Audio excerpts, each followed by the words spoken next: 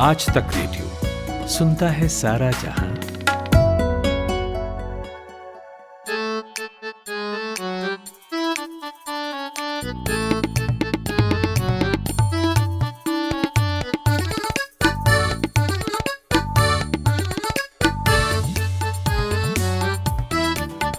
जरूरी है सफर, मगर सफर अच्छा नहीं लगता।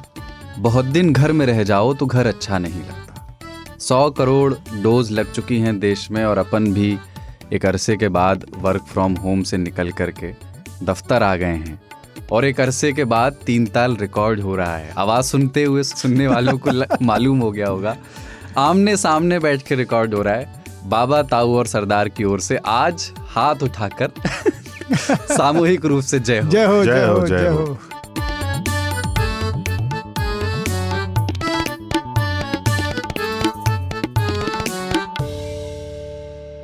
एक ताजगी सी महसूस हो रही है, नहीं मतलब कि आप, मैं कह सकता हूँ कि नाइस कुर्ता, नाइस शूज। एक काली सी कोठरी में, और कपिल बाबू भी यहाँ पे आज बैठे हुए हैं जो सब पीछे का रायता संभाल रहे होते हैं। हम लोग जितना गोबर करते हैं ये बेचारे लिपते वही यही हैं। और आज ये साक्षात देख रहे हैं। आज इनके लिए सुविधा ये है कि ये अपने मार्कर्स लगाते रहेंगे कि कहाँ पे फसल हुई है। तो कपिल, तुमको कैसे लग रहा है 3 ताल वालों के साथ बैठ करके? बहुत बढ़िया, बहुत दिनों से मन था और आखिरकार मौका मिल गया 1 साल के बाद। तो कपिल जो है बैकएंड संभालते हैं बेसिकली, जो एडिटिंग और हाँ, बहुत संकोची आदमी है। उन्होंने अभी संकोच में मुझे बताया है कि डोडा बर्फी और पेड़े रायबरेली से इनके चल के आ चुके हैं जो ये लाना भूल गए हैं। मैं शो में कपिल के इस कृत्य की भर्त्सना करता हूँ। और मुझे इस बात की चिंता नहीं है कि मेरा बैकग्राउंड कैसा दिख रहा है, क्योंकि हम जो ये रिकॉर्ड करते थे पहले वो जूम पे करते थे, और जूम पे ये हमेशा रहता था कि यार पीछे से कोई चल ना ले, पीछे के पर्दे सही हैं या नहीं हैं। अच्छा, एक तो हमिंग बर्ड थी ताऊ के पास, एक चिरैया फुदुकिया जिसको जो उनकी खिड़की से बहुत दिनों तक परेशान किया उसने। और वो 3 ताल में कहती है क्या कह रहा हो, क्या कह रहा हो, पूरे टाइम किचन में जो काम हो रहा था वो भी। अरे कम से कम 8 हफ्ते वो किचन में काम चला है मेरे घर में, और वो घर की आवाज ड्रिलिंग की बंद करना पड़ता था बीच बीच में रिकॉर्डिंग। तो जिन श्रोताओं को ये लग रहा है कि 3 ताल का ये एपिसोड किसी अंतरिक्ष से, व्योम से, निर्वात से प्रसारित किया जा रहा है, उनको हम बता दें कि मैं समय नहीं हूँ, मैं 3 ताल का एक प्रस्तोता हूँ और ये आज स्टूडियो से रिकॉर्ड हो रहा है। सरदार, इसके पहले मैं और फैलूं, हाँ, तुम गिलास आगे बढ़ा दो। हाँ, तो गिलास ये है कि ताऊ 100 करोड़ डोज लग गई। Are you happy about it? पहले तो बाबा ने अपने आप को प्रस्तोता बोला, मैं सुन के ही घबरा गया। अगर 3 ताल में प्रस्तोता होने लगे तो हमारे तो तोते उड़ जाएंगे। खैर, ये लेकिन 100 करोड़ हो गया। देखिए, बहुत सारे लोग इस देश में, अभी हमारा देश 2 हिस्से में बटा हुआ है। कुछ लोग आफताब में कीड़े निकाल रहे हैं, वो सुबह से कह रहे हैं कि 100 करोड़ कोई चीज नहीं होती। 100 करोड़ क्या, अभी तो 21% ही हुआ है, 5% ही हुआ, 10% हुआ है। कितनों को लगा, कुछ मरे हुए लोगों को लग गया, कुछ गैया भैंसिया को लग गया। हकीकत ये है कि बेईमानी इस देश में 10% तो होता ही है ना। पर उसके हिसाब से भी देखें तो बहुत बड़ा अचीवमेंट है हमारा। बहुत सारे मुल्कों के पास टीका ही नहीं है अभी तक, मतलब गरीब टाइप के लोगों के लिए। तो अपन सुपर पावर टाइप तो नहीं है अभी, पर फिर भी ठीक ठाक अचीवमेंट है कि हमने एक तो लगा दिए 100 करोड़ लोगों को, और इनमें से बहुत सारे लोग हैं जिनको 2 लग चुके हैं। ताऊ, पहले टीका केवल हिंदू लगाते, तो हिंदू में भी कुछ ही जातियां लगाती थी। अभी तो 100 करोड़ का टीका लग गया है। तो 100 करोड़ होना अच्छी बात है। और कॉन्फिडेंस देख लीजिए, बिजनेसेस खुल गए हैं पूरे देश में। केरला को छोड़कर, केरला में थोड़ी सी स्थिति अभी भी नाजुक टाइप की बनी हुई है। बाकी जगहों पे बिजनेसेस खुल गए, सिनेमा खुल गए, लोग बाहर जा रहे हैं, त्योहारों का मौसम आ रहा है। लगता है बाढ़ ने ज्यादा परेशान कर रखा है इस वक्त। हाँ, पर वहां पे नंबर नहीं घट रहे ना, वो 18,000 15,000 रह रहे हैं। मतलब देश का आधा लगभग नंबर वहीं से आता है। पर उसको अगर छोड़ दें और वो भी ठीक हो जाएगा, उस हिसाब से देखें तो बस अपन दिवाली ठीक ठाक निपट जाए बस। पर मैं एक बात जरूर कह देना चाहूंगा, रूस बंद हो गया है, क्योंकि वहां पे फिर से कोरोना की लहर चली है। चाइना ने अंदर में फ्लाइट्स बंद कर दिए हैं, स्कूल बंद कर दिए हैं। तो वहां पे अलग वेव आ गई है। जिस देश ने कि हमसे ज्यादा टीके लगाए, अकेला देश है जिसने हमसे ज्यादा टीके लगाए, उसको नजर में रखते हुए अभी भी लगता है कि सावधानी बरतनी पड़ेगी।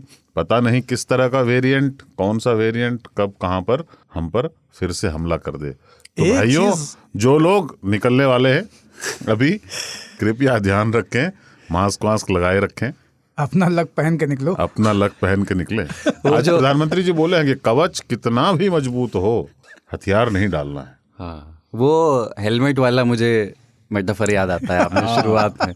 दुर्घटना तो फिर बाबा भी हो के सकती है। हेलमेट का मंत्र याद रखें।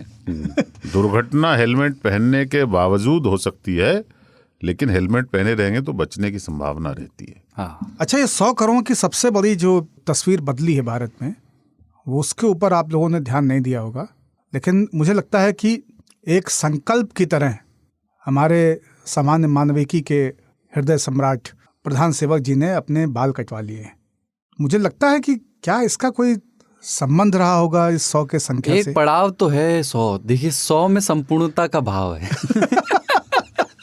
अधूरापन है उसके बिना। 99 में 99 का फेयर, अच्छा, एक बात 99 का बताएं, चक्कर इतनी हंसी हम लोग को घर से करने में नहीं आती थी, है ना? आज जो एक दूसरे को देख देख के चुहल का मजा आ रहा है, मुस्कुराहट होती तो है संक्रामक। और मुझे लग रहा है कि ज्ञानदत्त जी भी इसको सुनते हुए हंस रहे हैं अभी।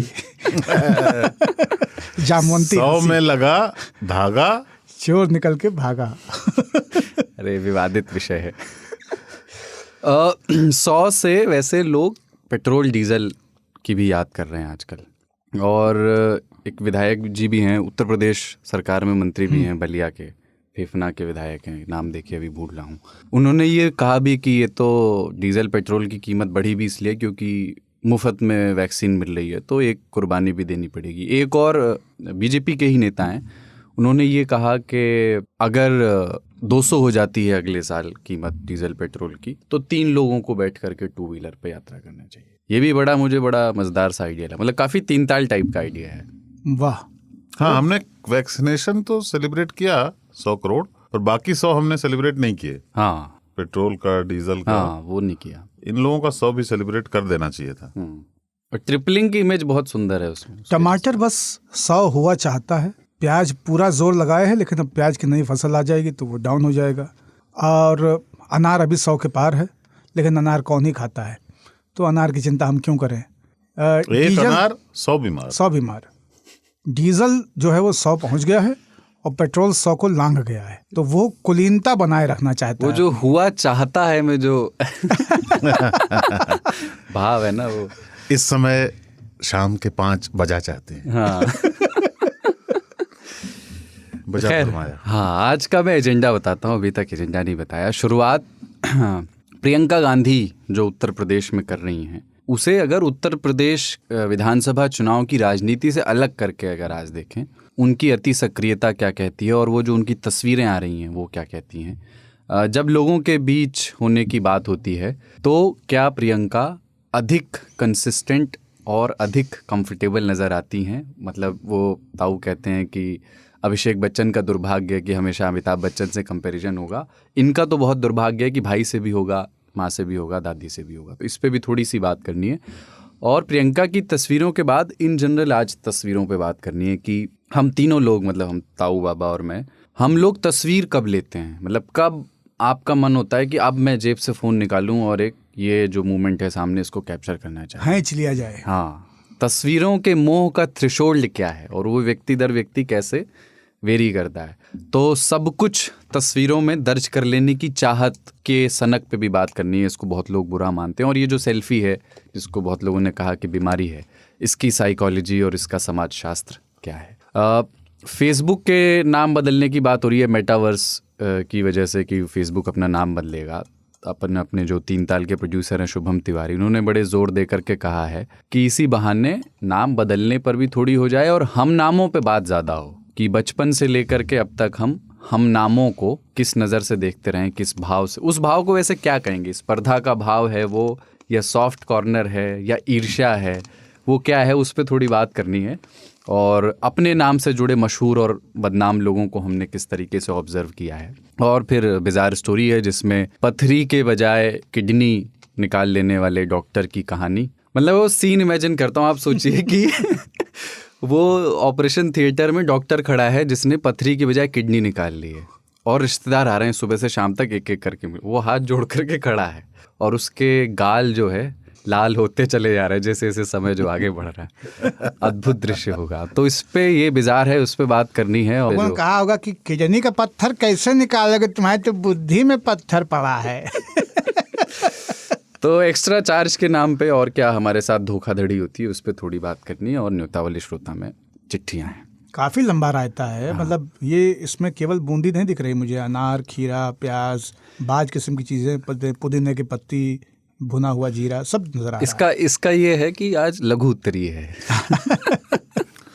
चलिए आए फैलाएं। हाँ, फैलाते हैं। तो प्रियंका गांधी से शुरू करते हैं। एक गीत मुझे याद आता है, प्रियंका की बात जैसे ही होती है कि नेपथ्य से मुझे ये ध्वनि आने लगती है, सैया मोरे लड़कइया मैं का करूं।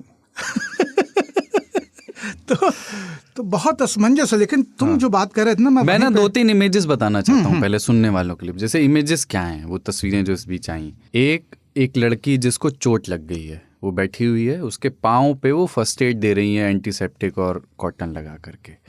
वो लखीमपुर खीरी जाने के लिए सिक्योरिटी वालों को चकमा दे करके अकेले किसी गाड़ी में बैठ के चली गई हैं और रात के 1:30, 2, 3 बजे उनको कहीं से दोबारा डिटेन किया जा रहा है। वो किसी एक गांव के दौरे पर जाती हैं, तो गांव की महिलाओं को बुलाती हैं, बुला करके उन्हें कहती हैं आओ तस्वीरें लो, आओ, गले लगती हैं उनके। और जब उनको डिटेन किया जाता है, जब वो आगरा जा रही होती हैं, तो जो महिला पुलिसकर्मी उनको डिटेन करती हैं, वो उनके साथ सेल्फी लेती हैं और वो उसमें मुस्कुराते हुए तस्वीर खिंचवाती हैं। ये जो तस्वीरें हैं, ये क्या, बाबा तो रायबरेली से हैं, गांधी स्टाइल ऑफ पॉलिटिक्स जो रहा है ट्रेडिशनली। कहते हैं कि इंदिरा गांधी जन नेता थी नरेंद्र मोदी से पहले, उन्हीं के बारे में कहा जाता है, बहुत लोग ऐसा मानते हैं। इसमें असहमति भी हो सकती है, पर ये लोगों के बीच जब मौजूदगी की जो बात है, राहुल से ज़्यादा एफर्टलेस प्रियंका लग रही हैं क्या? हाँ, मतलब एफर्टलेस से पहले मैं इस बात पे आना चाहूँगा जो तुम कह रहे हो ना कि क्या ये गांधी परिवार का स्टाइल दोनों है? हाँ, तो बिल्कुल गांधी परिवार का स्टाइल है। रायबरेली में प्रचार करते हुए जीप से भीड़ में अचानक कूद जाना और सिक्योरिटी वालों का परेशान होना, किसी टूटे हुए पुल के पास जब जाम लग गया है और वहां पे काफिला रुक गया है तो अचानक से किसी झोपड़ी में घुस जाना, ये इंदिरा गांधी के स्टाइल थे। उसके बाद में अपने बचपने में हमने देखा कि राजीव गांधी के साथ सोनिया जी आती थीं और कैसे वो किसी बच्चे का रुमाल निकाल के अपने पर्स से नाक पोंछ दी, किसी को कंबल उड़ा दिया, किसी महिला जो खुद भी सामने साड़ी पहने हुए है उसके कंधे पे हाथ रख दिया, लगभग गले मिल गई, अपनी आरती उतरवाई, माला पहनी, बतासा खाया और पानी पिया।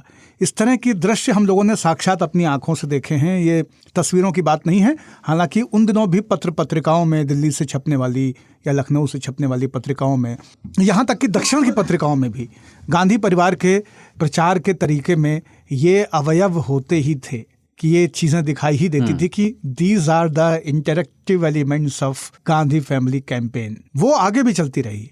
अभी देखिए कि दलित के घर में 16,000 का जूता पहन करके चरपैया पे बैठे हुए हैं राहुल। अगर आप 4-5 साल पहले या 2019 से पहले की तस्वीरों को याद करें, आप याद करें कि वो मछुआरों के साथ हैं, टी शर्ट पहन करके सेंट जेवियर्स में शायद वो बच्चों के साथ इंटरेक्शन में थे।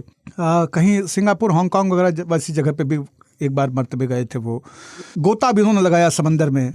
बहन जी ने चाय पी, कहीं पे पकौड़ी खाई, चाय के बागान में चाय की पत्तियां तोड़ी। इसमें मुझे जो फील आता है ना, मुझे लगता है कि एकदम मैं क्राउन देख रहा हूँ। नेटफ्लिक्स पे एक सीरीज है ना, जिसमें कि रानी की कहानी है, रानी बर्तानिया की, जो कभी हिंदुस्तान की भी रानी होती थी।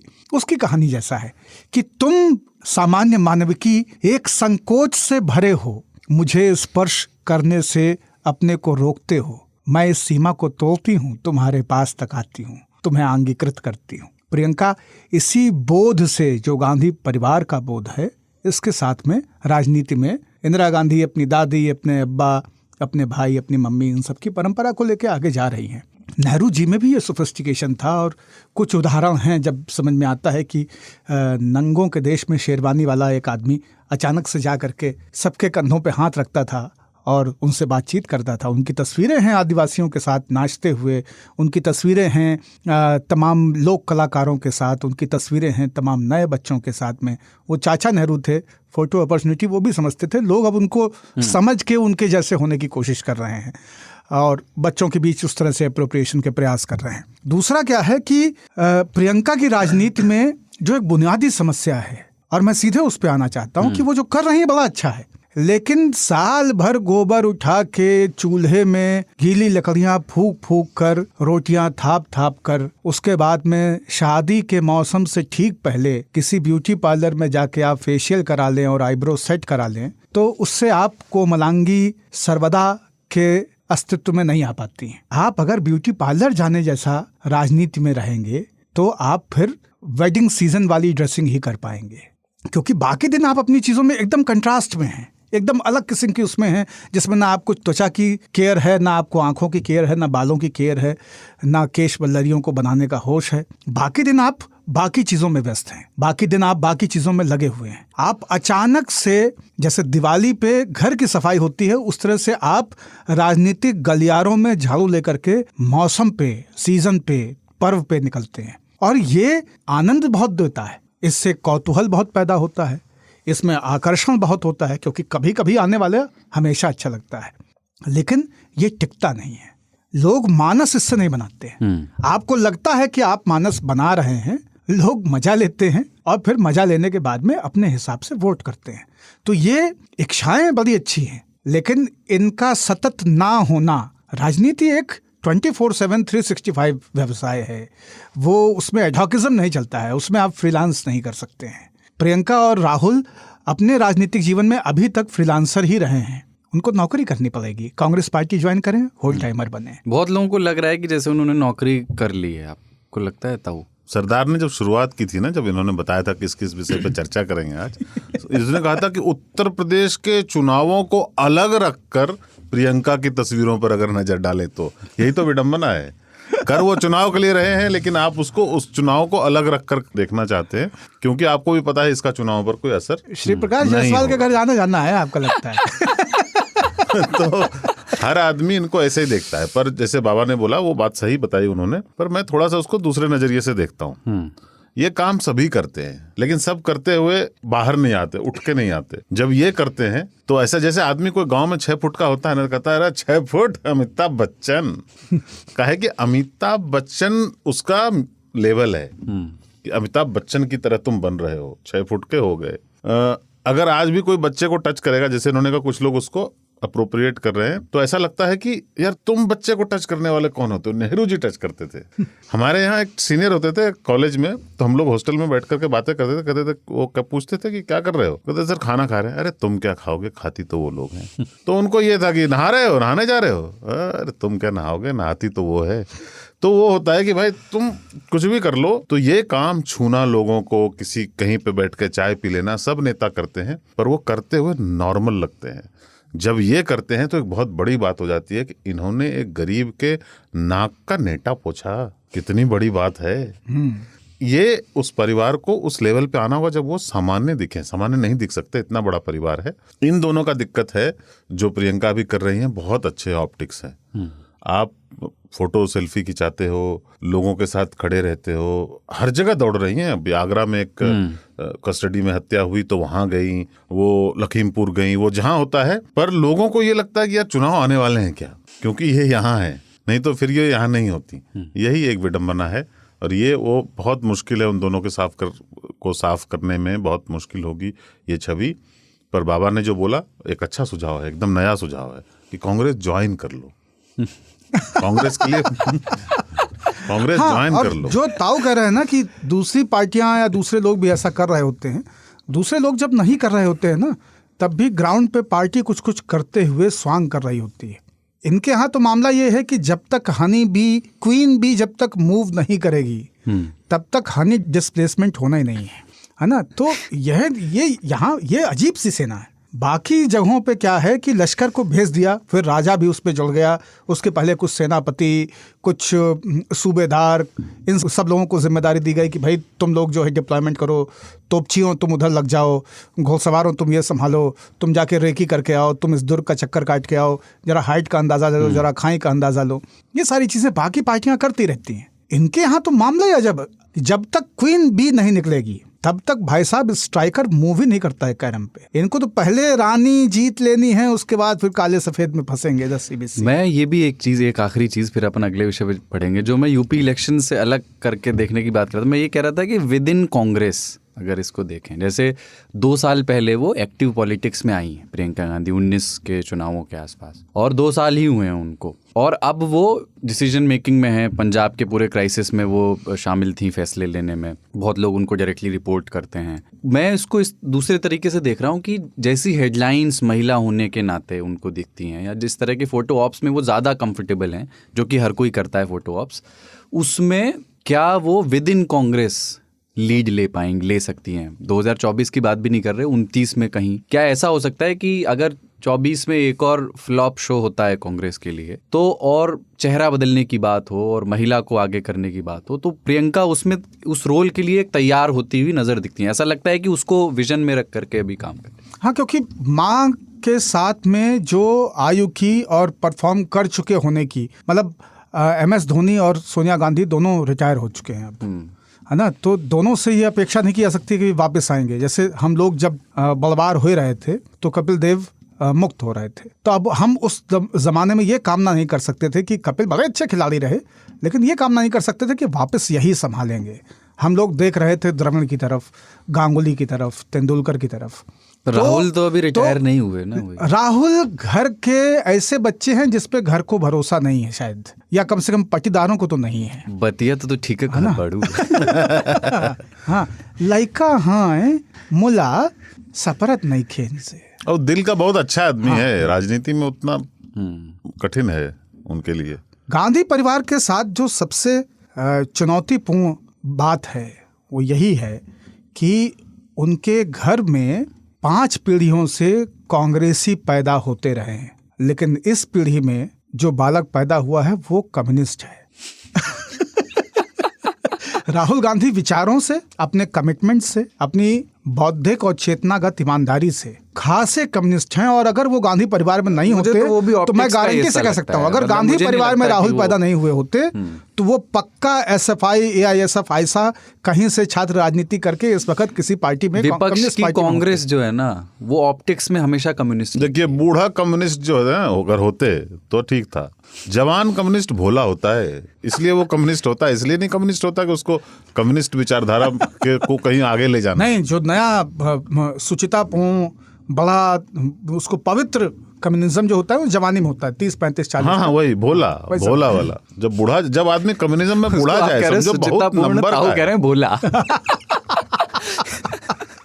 कन्हैया कुमार कम्युनिस्ट था, है ना, लेकिन और भोला था। जैसे उम्र हुई उसको पता चल गया कि नहीं, यहाँ नहीं रहना है, अपने को ए राजा नहीं बनना। ए राजा ना नाम का। हाँ, तो उनको पता चल गया कि हाँ वो तो डी राजा है। डी राजा है, वही तो। ए राजा कम्युनिस्ट ए राजा नहीं है। उतने भोले नहीं है वो। ए राजा। ठीक है, एक छोटा सा ब्रेक ले रहे हैं और तस्वीरों की बात शुरू हुई थी, फिर सेल्फी और तस्वीरों पे ही बात करें। सुबह सुबह ऐसा लगता है कि सबकी गाड़ी छूट रही है, लेकिन न्यूज़ भी तो मिस हो रही है। स्कूल, कॉलेज या ऑफिस की पूरी तैयारी तो हो जाती है, मगर देश दुनिया की अपडेट्स ले पाते हैं क्या? तो आपकी प्रॉब्लम का स्मार्ट सॉल्यूशन ये है कि अपनी सुबह की शुरुआत आप आज तक रेडियो के साथ कीजिए। कल क्या हुआ और आज क्या हो सकता है, सटीक एनालिसिस, पहले बड़ी खबरें और फिर अखबारों के चुनिंदा मोती। ये है सुबह का खबरनामा, आज का दिन, मेरे यानी नितिन ठाकुर के साथ। Welcome back. 3 ताल का 54वां एपिसोड है ये, और एक अरसे के बाद स्टूडियो में रिकॉर्ड कर रहे हैं आमने सामने बैठकर। ताऊ ने एक बहुत सुंदर गमछा अपने कंधे पे डाला हुआ है, बाबा ने अपने कुर्ते में 3 कलम लगाई हुई हैं, 3 कलर की। हाँ, एक लाल, एक दूसरी काली है। हाँ, एक लाल, नीली, काली। वाह। तो एक तस्वीर भी थी प्रियंका गांधी की, वो जो पुलिसकर्मी महिलाओं के साथ थी, सेल्फी, बड़ा विवाद भी टोल हुआ। पे हाँ, सेल्फी खिंचवाते डिटेन करते हुए। उनमें ये भी हुआ, कमिश्नर साहब ने कहा कि इन्वेस्टिगेशन करेंगे, और उन्होंने ट्वीट किया कि इन पे कार्रवाई मत कीजिए, हम पे कर लीजिए। मैं ये सोच रहा हूँ कि इस बहाने ना तस्वीरों पे बात करें, कि सब कुछ तस्वीरों में कैद कर लेने का जो मोह है उस पर, और ये मोह कहाँ से आता है। और पहले तो एक हमारे आपस में एक दूसरे के पर्सनल एक्सपीरियंसेस क्या हैं, मतलब क्या ये कोई एक फेज़ है जहाँ ये सनक भी बन सकता है कि मुझे ये कैप्चर करना है।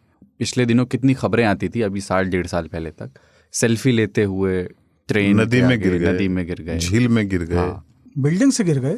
तो आप लोग वैसे, मतलब मैं सेल्फी से भी और रियर कैमरा से भी तस्वीरें लेते हुए किन किन मौक़ों पे जैसे आप रोक नहीं पाते कि ये मुझे कैप्चर करना चाहिए? मुझे मालूम है कि वो कम मौके होंगे, लेकिन वो किस तरह की तस्वीरें होती होंगी जब आपको लगता तुमने है? बहुत ही गलत लोगों से सवाल पूछ लिया है। ना ताऊ को हमने सेल्फी लेते देखा है, मैंने और ना देखा है हम, एक बार। और ना हम सेल्फी ले रहे होते हैं। और अगर सेल्फी हम लोग लेते हैं तो जो बहुत ही खास मित्र हैं या हम लोगों के स्तर के सामान्य मानविकी हैं, उनके साथ सेल्फी होती है। कि टीम के 4 लोग बैठ करके कुछ खा रहे हैं, एक फोटो, तो किसी ने कैमरा निकाला, एक फोटो ले ली। हाँ, ताऊ फोटो बहुत खींच रहे होते हैं और हमेशा लकटकिया मोबाइल अपने पास रखते हैं जिसका कैमरा बहुत अच्छा हो। नहीं, रियर कैमरा की बात कीजिए ना। पीछे के कैमरा से हम एक बात देखो, इसमें बाबा ने सही बोला, मेरी रुचि नहीं है उसमें, इनको भी मैंने नहीं देखा है सेल्फी लेते हुए। सेल्फी, मैं अब यह समझता हूँ सेल्फी एक बीमारी है एकदम। सेल्फ एप्रिसिएशन नार्सिसिज्म जिसको बोलते हैं ना, वो एक बीमारी है। बहुत सारे लोग अपना चेहरा न सिर्फ फोटो खींचते हैं बल्कि फेसबुक पे डाल देते हैं। हम फेसबुक छोड़े इसलिए कि यार अपनी घर की गंदगी अपने घर में रखो। आप आईने में अपने आप को बर्दाश्त कर लेते हो, हम थोड़े ना करेंगे। आईना कर लेता है, हम हाँ, थोड़े करेंगे। आपको ये सुबह सुबह लगा कि आज क्या लग रहा हूँ हैंडसम, आपने डाल दिया। और आप बताओ, सारे लोगों को बर्दाश्त करना पड़ता है। पर मजाक छोड़ दीजिए, एक बात, आधे लोगों को ना सेल्फी का मतलब पता नहीं है। वो कैमरा दूसरे को देते हैं, बोलते हैं सर एक सेल्फी खींच दीजिएगा। ठीक है, तो पहली तो वो। दूसरी ये कि इस देश में एक बहुत बड़ा संकट है कि हम ना दूसरे की आज़ादी को बिल्कुल महत्व नहीं देते। आप किसी रेस्टोरेंट में जाओ, वहाँ लोग फोटो खींच रहे होते हैं। आप एयरपोर्ट पे हो, वहाँ लोग फोटो खींच रहे होते हैं। आप चलो, ताजमहल नहीं है ये, या अक्षरधाम मंदिर ही नहीं है, आप कहीं भी हो, वो अपने बच्चे की खींच रहा है, आप भी उसकी फ्रेम में आ रहे हो। आप नहीं चाहते हो दूसरों की तस्वीरों में होना, पर आप होंगे। वो कल्चर नहीं है यहाँ पे। हाँ, यहाँ पे लोग नहीं पूछते। यहाँ पे सड़क पे चलते हुए लोगों की तस्वीर खींच लेते हैं लोग कि भाई साहब एक फोटो हो जाए। मुझे एक आदमी ने सेलिब्रिटी समझ के फोटो खिंचवाया। मैं किसी सेलिब्रिटी के साथ था, तो उसको लगा ये भी कोई ना कोई होगा, बाद में पता करेंगे। ठीक है, फोटो तो लपक लो। क्योंकि फोटो खींचने के बाद उसने बोला कि सर आपका नाम, तो मैं समझ गया। मैंने कहा यार डिलीट कर दे। है ना। तो इस यहाँ पे सब किसी के साथ खड़े होने की मैंने 1-2 बार खिंचाई है। ऐसे लोग हैं, सब नुसरत फतेह अली खान होते, खान साहब अगर जिंदा होते तो मैं फोटो खिंचा लेता। मैंने कुमार विश्वास के साथ फोटो खिंचाई है। उस समय में 2 दिन ठीक पहले उसके जॉन एलिया पे कुमार विश्वास की कमेंट्री 2 दिन मैंने सुनी, और मुझे वो ना दिमाग में घूम रही थी, और मैं उनसे मिला तो मैंने ये इंश्योर किया कि मेरी एक फोटो हो जाए, हालांकि वो फोटो खो गई। मुझे एक और आपकी सेल्फी याद है, आप कहीं घूमने गए थे परदेश में, मुझे जगह याद नहीं है। मैं इसलिए पूछ रहा हूँ, सिर्फ हस्तियों के भी, वो एक तो हस्तियों का भी बताइए कि किनके साथ तस्वीर का मोह नहीं छोड़ पाएंगे, पर कौन सी जगह पर जाएंगे। तो जैसे मैं शर्लॉक होम्स के म्यूजियम गया था, वहाँ चूंकि कोई और था नहीं, तो वहाँ मैंने सेल्फी ली है बहुत सारी। कौन सी जगह पे आप जाना कि मैं इस्तांबुल की फला जगह पे जाकर, मैं एक रिवील करूंगा, मैं कई सारी हस्तियों से मिला, और सिर्फ इस झिझक में कि ये रूड है, ये अच्छी बात नहीं है, मैंने तस्वीर नहीं खिंचवाई। ऐसे अमिताभ बच्चन के साथ तस्वीर खिंचवाने का शौक था, पर मैं जब मिला तो मैंने तस्वीर नहीं खिंचवाई। हालांकि वहां पे लोग थे, मेरे पास भी फोन था जिसमें कैमरा था, पर मैंने तस्वीर नहीं खिंचवाई। मैंने कहा कि अजीब लगेगा थोड़ा, इनको बोलें कि सर एक फोटो हो जाए। हालांकि वो यूज टू हैं, शायद दिन में 500 ऐसे रिक्वेस्ट आते होंगे उनको, अगर वो बाहर होते होंगे, तो मैंने नहीं करवाई। उसका मुझे कभी कभी पछतावा होता है, विचित्रता बोध होता होगा उनको कि ये मिले थे, इन्होंने फोटो नहीं खिंचवाई। हाँ, कभी कभी नेताओं के साथ तो मैं इंश्योर कर देता हूँ कि नहीं खींचे तो बेहतर है। अब जैसे कोई सार्वजनिक कार्यक्रम हुआ तो 1-2 जगहों पे खींचा है, पर बाकी जगहों पे मैंने इंश्योर किया है कि मैं खिंचवाऊं तो नहीं, सबूत तो ना रहने दूं। पापा जगह वाला कुछ बताइए कि जो जगह वाले से पहले सेल्फी की जो बीमारी है ना, उसके बेसिक में एक चीज़ है जो मैं अपने तमाम श्रोताओं से कहना चाहता हूँ कि पहले लोग गले में कैमरा टांग के चलते थे और रोल हुआ करते थे नेगेटिव के, और उससे फोटो खींची जाती थी। तो पहले ये होता था कि किसी समय का दस्तावेजीकरण कर लें। जैसे बच्चा 3 साल या 5 साल का हुआ है, उसका जन्मदिन मनाया जा रहा है, सब टोपे लगाए हुए हैं, चिंटू पिंटू बंटू सब लोग खड़े हैं, अपना पिंकी है ना, सोनू ललित सब इकट्ठा हैं। अब सबकी एक फोटो हो गई केक के साथ, या केक की बत्ती बुझाते हुए। वो बड़ा रोचक था, बड़ा अच्छा लगता था। लोग जाते थे पहले नेता नतूरियों की रैलियों में, या कभी कोई सेलिब्रिटी आ गया, गाना भजन गाने वाला कोई बड़ा आदमी आ गया, मैहर माई गए हुए हैं, विंध्याचल गए हुए हैं, बनारस गए हुए हैं, तब भी एक ठो कैमरा जरूर जो है साथ में रख के लेके जाते थे। किसका कैमरा बहुत चलता था उसमें? याशिका का। हाँ, याशिका और कोडैक 2 चलते हैं। हाँ, याशिका और कोडैक कोनिका। याशिका। कोनिका भी था।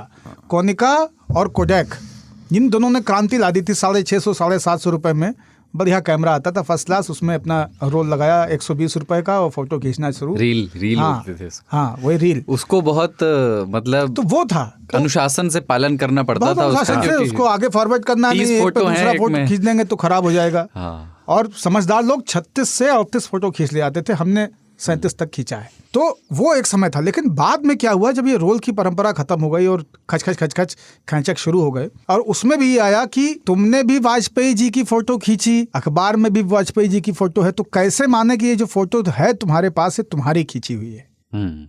यहाँ से आया स्वयं को उस स्थिति में, उस फ्रेम में लाने का, फ्रेम में ला देने का बुखार। और ऐसा बुखार आप किनके साथ करेंगे? आप घर की नाली नापदान के साथ थोड़ी सेल्फी लेंगे। आप जिनसे मिलने की या जिनको देख पाने की, जिनको छू पाने की या जहां पे हो पाने की आकांक्षाएं पाले रहते हैं, वहां पे आप पहुंचे और आपने वो एक टिक मार्क अपनी कॉपी में कर लिया, वो एक टास्क अपना जीत लिया। इसको प्रतिस्थापित करने के लिए आप छवियों में स्वयं घुस जाते हैं।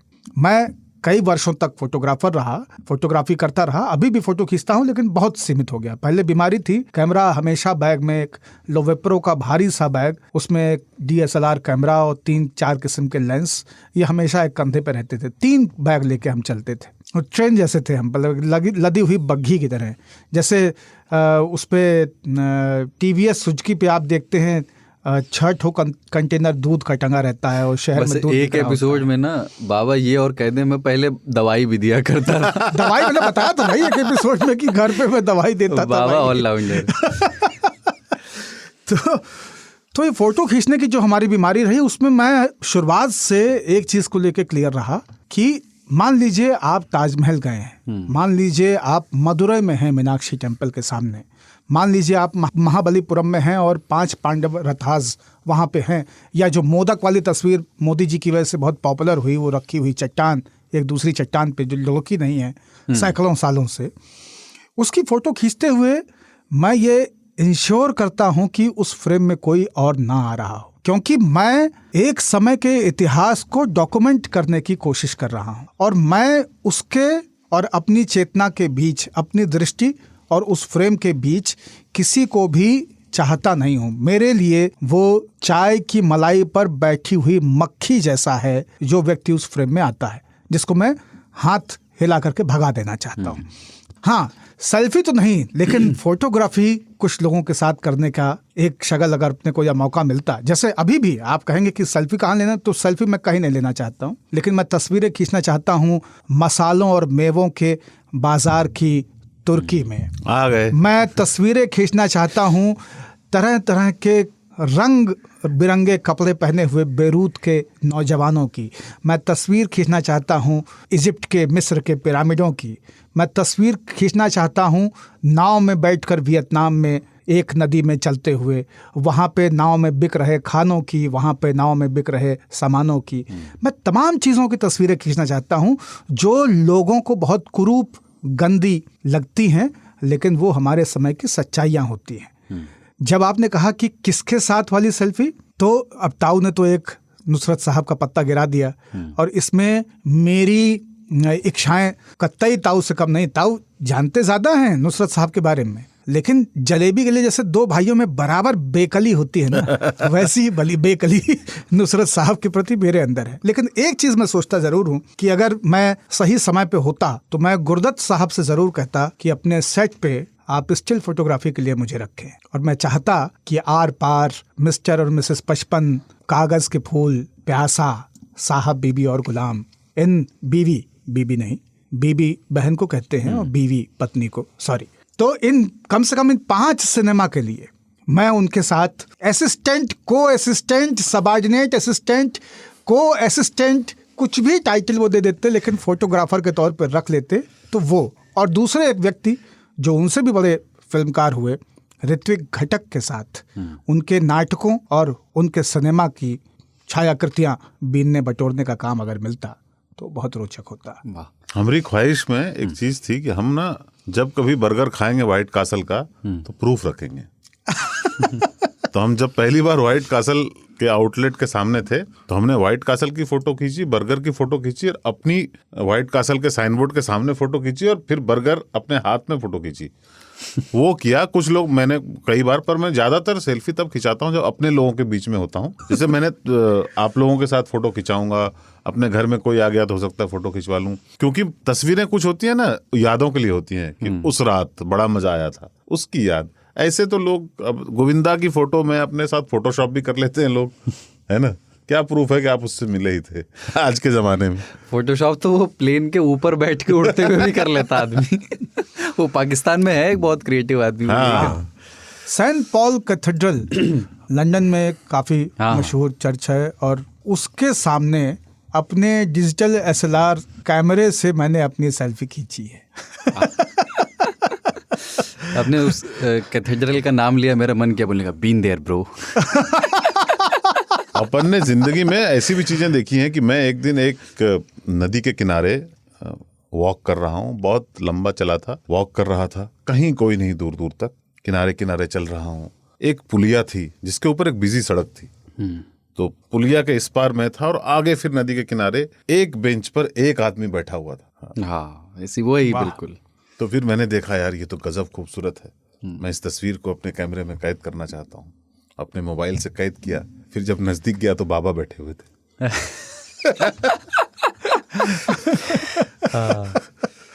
मुझे जो है ये ना कहानी है। वाह वाह वाह। मुझे मैं रसरंजन कर रहा था, शायद या कर चुका था बालकनी पे। नहीं, वहाँ नदी पे, में। नदी के अच्छा, वो बेंच पे। बेंच पे दिन लेकिन में, बहुत मतलब ही- शाम में, लगभग दिन ही था वहां पे। वहाँ शाम मतलब 9 बजे खैर, सूर्यास्त कुछ होता था। ऐसे दृश्य होते हैं जिसे तस्वीरों में, पर इस दुनिया की विडंबना यही है कि हर आदमी इम्पोर्टेंट चीजें, बहुत महत्वपूर्ण चीजें अपने कैमरे में ही देख रहा होता है। मतलब वो 6 इंच की स्क्रीन पे और उसके सामने होता है तब। तो आपके सामने आपके प्रिय गायक गाना गा रहे हैं और आपने एक बार भी अपने गायक को गाते हुए सामने नहीं देखा, क्योंकि आप लगे हुए हो अपनी स्क्रीन पे उसको रिकॉर्ड करने में। आपकी नजर 6 इंच में है, आपकी ना उसका दृष्टि संकोच हो गया। क्या वो बोलते फिश आए, आप पूरा 360 डिग्री नहीं देखते, बिल्कुल, उतने में बिल्कुल। आप कुछ नहीं 270 दिखते, उतना ही का देख scope रहे हो होता है। जितना आपके स्क्रीन पे आ रहा है, जो कि रिकॉर्डिंग कहीं से भी उपलब्ध हो जाए तो आपको उतना ही दिखेगा अपने मोबाइल पे। और ये हुआ बहुत है, बुरी चीज जैसे है। सरदार, हम बनारस जब जाना वापस शुरू किया हमने कैमरा वैमरा खरीदने के बाद, तो कुछ दिनों तक ये बीमारी जैसा रहा कि मैं कैमरा कंधे पे टांगे और कहीं भी फोटो खींच रहा होता था बनारस में। और फिर 2-4 यात्राओं के बाद में ऐसा लगा कि मैं शायद जिस लिए आया हूँ वो नहीं कर रहा हूँ, मैं किसी और चीज़ में फंस गया हूँ और इससे निकल जाना चाहिए। तो फिर मैंने बिना कैमरे के बनारस की यात्राएं करना शुरू की। आज भी सेल्फी और फोटो पे बात हो रही है। जो सबसे बड़ी इच्छा, मतलब जो कहते हैं ना विश लिस्ट, है ना, कि आप क्या चाहते हैं, एक अच्छा कैमरा अभी भी हृदय की सबसे पहली इच्छा है। बाबा के फैंस ध्यान दें। एक बार हमारे गाड़ी खरीदी, मिररलेस पे हमारे आजकल दांव लगाए हुए हो। हमारे दोस्त हैं दैया साहब, नरदीप सिंह दैया, उन्होंने गाड़ी खरीदी, हमने भी गाड़ी खरीदी। हमारी गाड़ी में पावर स्टीयरिंग थी, तो हमने कहा कि आपकी गाड़ी में पावर स्टीयरिंग है? तो उन्होंने अपने डोलों को यूं यूं जमाया और कहा हियर ब्रो। है ना। तो ऐसा होता है कि आप कहीं पहाड़ों में गए और आपको दोस्त ने पूछा कि भाई साहब आप कैमरा नहीं लाए, तो आप कहते हो अपनी आंखों की तरफ इशारा करते हुए हियर ब्रो। क्योंकि आपका जो हार्ड डिस्क है ना, आप कितने 6 GB 10 GB 15 GB का ले जाओ, आपका जो हार्ड डिस्क, आपका जो दिमाग है और आपके जो लेंस हैं, 2 मतलब कमजोर हैं तो चश्मा लगा लें, पर वो उससे बढ़िया लेंस और आपके दिमाग जैसा मेमोरी चिप और कोई नहीं है। अगर आप चीजों को वहां रिकॉर्ड करेंगे तो आप बेहतर डिस्क्राइब कर पाएंगे। अभी जो पिक्सल का फोन आया है उसमें एक सुविधा दी गई है कि अगर कोई आदमी आपके फ्रेम में आ जाए, जिसे आपने बाबा ने बोला कि वो खीर में कंकड़ जैसा हो जाता है, तो उसको हटा सकते हैं। बिल्कुल, ये तो बहुत अच्छा है, लेकिन अफसोस कोई है आपके कि फ्रेम में आ जाए। ताऊ जिस फोन के ब्रांड एम्बेसडर मिल नहीं पाया है हैं, ताऊ वो को। फोन आएगा ही नहीं। इस बार भी इंडिया में लॉन्च नहीं हुआ। नहीं हो रहा है, ऑफिशियली लॉन्च नहीं हो रहा है, और अमेरिका में लॉन्च जहां हो गया वहां मिल नहीं रहा है। हाँ, पता नहीं काहे को बनाते हैं जब बनाते ही नहीं है। दूसरा है कि नुकसान केवल एक ही होता है। ताऊ जो बात कर रहे हैं, मैं एकदम उसमें यकीन रखता हूँ कि दिमाग की हार्ड डिस्क में संभाल के रखी गई छवियां, उनसे अच्छा कुछ भी नहीं है। वो बेस्ट स्टोरेज है, बेस्ट लाइब्रेरी है। वहाँ प्रिंट को कितना भी बड़ा कर सकते हो, कोई खर्चा नहीं है। और वहाँ पे अगर संभाल के रखें आप कुछ तस्वीरों को, तो बहुत काम आती हैं ज़िंदगी के। अफसोस बस इतना ही होता है कि कई बार उन तस्वीरों को तस्वीर की तरह आप नहीं दिखा सकते हैं, या ऐसा लग सकता है कि आप नहीं दिखा पाए। मैं तो कोशिश करता हूँ कि जीवन के तमाम अनुभवों को ऐसे बताऊँ कि वो हूबहू तस्वीर ही लगे आपको। तो डिटेलिंग में घुस जाता हूँ, बातों की भी डिटेलिंग में घुस जाता हूँ। लेकिन एक ही अफसोस होता है कि आप दिखा नहीं पाते हैं। जो गूंगे मीठे फल को रस अंतर मन ही भावे वो वाली स्थिति। लेकिन रहती एक बात है इसमें कि जो शब्दों से किसी दृश्य को, मतलब आप तस्वीरों का इंटरप्रिटेशन शब्दों से हूबहू किसी को बताने की कोशिश बिल्कुल करें, इसी का माध्यम है रेडियो। वो और आपकी इसलिए आपको practice 3 भी- ताल सुनना वो चाहिए। 50 तस्वीरें आप दिखा लो, वो भाव बिल्कुल नहीं। बिल्कुल बिल्कुल। आप इतना जान लो, आपकी वो तस्वीर बनाने की क्षमता और किसी को सुनकर वो तस्वीर बनाने की क्षमता दोनों कुंद हो रही है, तुंद हो रही है, क्योंकि वो धीरे धीरे प्रचलन ही खत्म हो गया। कैसा दिखता है अमिताभ बच्चन, ऐसा देख रहे हो, तो फिर खत्म हो गया ना। जब आप कहते हो कि यार एकदम छरहरा लंबा बदन, लंबे लंबे हाथ, और फिर आप उसके जॉ लाइन को डिस्क्राइब करते हो, आवाज को डिस्क्राइब करते हो, आंखें जब कहते हो कि उसकी पुतलियां हमेशा नीचे होती हैं, तो फिर आदमी इमेजिन करने लगता है कि अमिताभ बच्चन कैसा लगता होगा। अभी क्या, अभी ये रहो, ये लो, यही अमिताभ बच्चन है। वो गुलाब जामुन में आइसक्रीम ऐसे लगा के यहाँ रख दीजिए, आप विष्णु की लेकिन वो जो कल्पना- ठुनगी वाला जाता, हाँ, अब जो ताऊ कह रहे हैं उसमें विष्णु की ना, शांताकारम भुजगशयनम पद्मनाभम सुरेशम विश्वाधारम गगन सदृशम। मेघवर्ण। सोचिए ना, मतलब मेघ का वर्ण है, गगन सदृश। अरे नागेंद्र हराय त्रिलोचना, हम क्या कर रहे हैं, डिस्क्राइब ही कर रहे हैं, और कुछ नहीं है। प्रार्थना में क्या है, क्या बात है। तो ये अद्वितीयता है और संचार की अवधारणा में, और इसलिए हम लोग 3 ताल करते हैं ताकि आप तस्वीरों को और ज्यादा मजे से देख सकें। तस्वीरें जो आपके समय का या हमारे समय का सच है उसको आपको दिखा सके। इसलिए भी केवल खुद मत सुनिए 3 ताल, दूसरों को भी सुनवाइए। सुनवाएंगे नहीं ना गुरु तो बड़ा अपराध करेंगे आप। ये तस्वीरें हैं जो ध्वनियों के माध्यम से आप तक पहुंची हैं, इनको लोगों तक पहुंचाएं। खूबसूरती जो है वो बारीक ब्योरों में ही बसती है। बिल्कुल। वो शमसुर रहमान फारूकी वाली जो किताब है, कई चांद थे सरे आसमां, उसमें झुमके पर भी 4 पन्ने खर्च कर दिए उस आदमी ने बताने पे। मतलब वो किसी और चीज पे भी हो सकते थे, लेकिन जो एक विजुअल अगर आप बताने लगे तो अच्छा, होता क्या अनलिमिटेड है है, एक कि- छोटी सी चीज पे भी आप बहुत समय ले सकते सरदार, संचार की अवधारणा में 2 मिनट और लूंगा बस, है ना। संचार की जो अवधारणाएं हैं, जो सिद्धांत हैं, उसमें यही है कि अगर मैं एक कमल की फोटो, अभी यहाँ पे हम लोग 4 लोग बैठे हुए हैं, चारों को एक फोटो दिखा दूं तो आप चारों लोग कहें कमल है, कमल है, कमल है, कमल है। लेकिन मैं फोटो ना दिखाऊं, मैं केवल कहूं कमल, तो हम चारों के दिमाग में कमल का एक बिंब आएगा और वो 4 अलग अलग कमल होंगे। ध्वनियों से चीज़ों को जब आप उनका आकलन करते हैं, उनको स्मृतियों में खंगालते हैं, तो उसके कई बिंब बनते हैं। और यही खूबसूरती है कि जब हम उपन्यास को पढ़ते हैं तो ज़्यादा आनंद आता है, सिनेमा उतना आनंद नहीं देती है। हमेशा लोगों को आप ये कहते हुए पाएंगे कि उपन्यास जितना अच्छा था भाई साहब, वैसा कर नहीं पाए। वो जो तसव्वुर डिटेलिंग- चीज अलग होती है, तसव्वुर और तस्वीर, तो फर्क यही है। क्या वो बात है। एक ऐसे ये कस्बों में ये जो कव्वाली के प्रोग्राम होते हैं ना, छोटे कस्बों में, वो गुड्डी गिलहरी टाइप। अरे वही अच्छे होते हैं। हाँ, तो वहाँ पे मैंने एक शेर सुना था ऐसे, रंग भी बदरंग हो जाएं, ऐसी तहरीर क्यों मांगते हो, जब मैं खुद हो गई हूँ तुम्हारी तो मेरी तस्वीर क्यों मांगते हो। लेकिन ये कि तस्वीर में एक खास तरह की, ये मेरा जो जिसको देख के मैं नहीं रोक पाता, वो है ये जो गुमटियों पे या दुकानों पे लिखे हुए मज़ेदार वाक्य या सड़क साहित्य ट्रकों के पीछे लिखे हुए, उसको कैप्चर करने का मुझे बहुत ही। मैं भी वहाँ था जोधपुर में, तो वहाँ ना एक बहुत कई साल पुरानी एक चाय की दुकान है रेलवे स्टेशन के पास में, पीढ़ियों पुरानी। तो वहाँ मैं गया तो विजुअल ये है उसका कि ऐसे बहुत बड़ा सा पतीला तांबे का रहा होगा और उसमें दूध उबाला जा रहा है। थोड़ी सी शायद चाय पत्ती भी डालते हैं उसमें, क्योंकि उसका रंग थोड़ा वैसा हो गया। नहीं, वो औटाने की वजह से हो गया, लेकिन पूरा लाल नहीं था वो, जैसे सिंदूरी लाल नहीं था वो। सिंदूरी लाल नहीं होगा, हल्का सा जो मिल्की कलर है ना, हाँ, जो थोड़ा। जिसको आप कैंडी वाइट कहते हैं। हाँ, ये मेरी कार का कलर है। हाँ, हाँ। तो वो दूध खौलाया जा रहा है और दीवार पे एक बुजुर्ग की फोटो लगी हुई, माला चढ़ी हुई, ऐसा लग रहा है कि यही संस्थापक होंगे। एक लड़का उसको खौला रहा है, 2-3 उसके असिस्टेंट हैं, और पीछे जो है दीवार पे लिखा हुआ है, चाय चतुर्भुज कप नारायण। हाँ, तुमने पिछले एपिसोड में इसका इंस्टाग्राम में डाला था ये मैंने। वाह वाह वाह। चाय चतुर्भुज कप नारायण, बसी राम की माया, टेबल कुर्सी बैठ पाया तो चारों धाम नहाया। तो ये जो फिलॉसफी है जो दुकानों पे सड़क में मिलती है, उसको कैप्चर करने का। और एक जो एक्सीडेंटल मज़ेदार चीज़ें होती हैं ना, जैसे एक ये हुआ था, मुझे याद है, उसको मैं कैप्चर नहीं कर पाया क्योंकि मैं ड्राइव कर रहा था। 15 अगस्त के दिन 2 लड़के बाइक पे जा रहे हैं टीका लगाए हुए, पीछे वाले ने बहुत बड़ा सा तिरंगा अपने हाथ में लिया हुआ है, और तभी उसके जस्ट बगल में 2 लड़के, दोनों मुसलमान, उनकी मुस्लिम टोपी इस बात की तस्दीक करती, उसके जस्ट बगल में आए थे। दोनों अगल बगल, मतलब 4 लोग बाइक से जा रहे हैं और दोनों अगल बगल बाइक चला रहे हैं। एक तरफ वो टीका है और तिरंगा है और दूसरी तरफ मुस्लिम टोपी है और वो है। तो मुझे यह कि ये अगर सामने से कैप्चर करते तो इसमें भी काफ़ी मैसेजिंग है, लेकिन कर नहीं पाए। आप साबित कर ले जाते कि देखिए ये तो तिरंगा लेके नहीं चलते। तस्वीर को भी किसी भी तरह से इंटरप्रेट किया जा सकता है। मेरा सबसे अच्छा लाइन जो ट्रक के पीछे मैंने देखा है आज तक, वो है सुख है पर चैन नहीं है। चैन तो है पर खुल नहीं रहा है।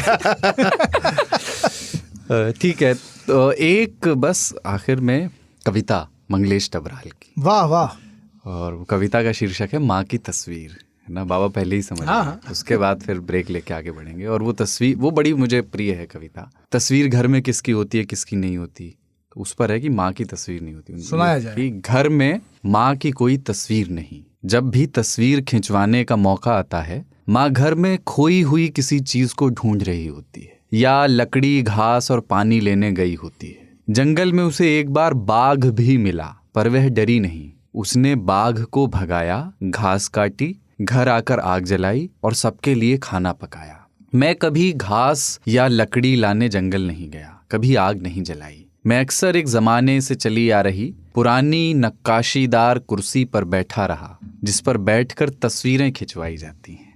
माँ के चेहरे पर मुझे दिखाई देती हैं एक जंगल की तस्वीर, लकड़ी, घास और पानी की तस्वीर, खोई हुई एक चीज की तस्वीर। क्या बात।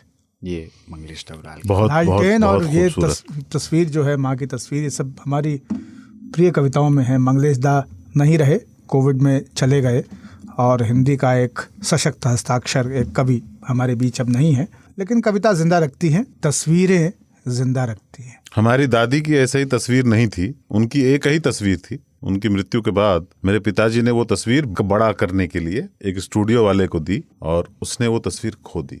मेरे पिताजी उस स्टूडियो से उसका जो भी लाइटिंग का इक्विपमेंट होता है, और एक जो वो पासपोर्ट वाला फोटो काटने के लिए कटर जो होता है, जैसा, वो सब लेकर आ गए घर, और उन्होंने फिर उसे वापस नहीं किया। जो सामान उनको मिला वो सारा उठा लिया, सिर्फ उसको तकलीफ देने के लिए। और वो अभी जब उनसे मतलब पूछा कि आप इतने मतलब ऐसे तो नहीं है कि आप किसी की दुकान में लूट मार मचा दे, उन्होंने कहा कि वो समझता नहीं है उसकी कीमत, उसके लिए सिर्फ एक तस्वीर थी जो खो गई, और जो उनकी तकलीफ हमारे लिए एक ही तस्वीर थी। बिल्कुल ठीक है। अब तस्वीरों से आगे बढ़ के एक ब्रेक ले रहे हैं, और उस पार पहले बिजार स्टोरी, और न वो रह जाती है हर बार।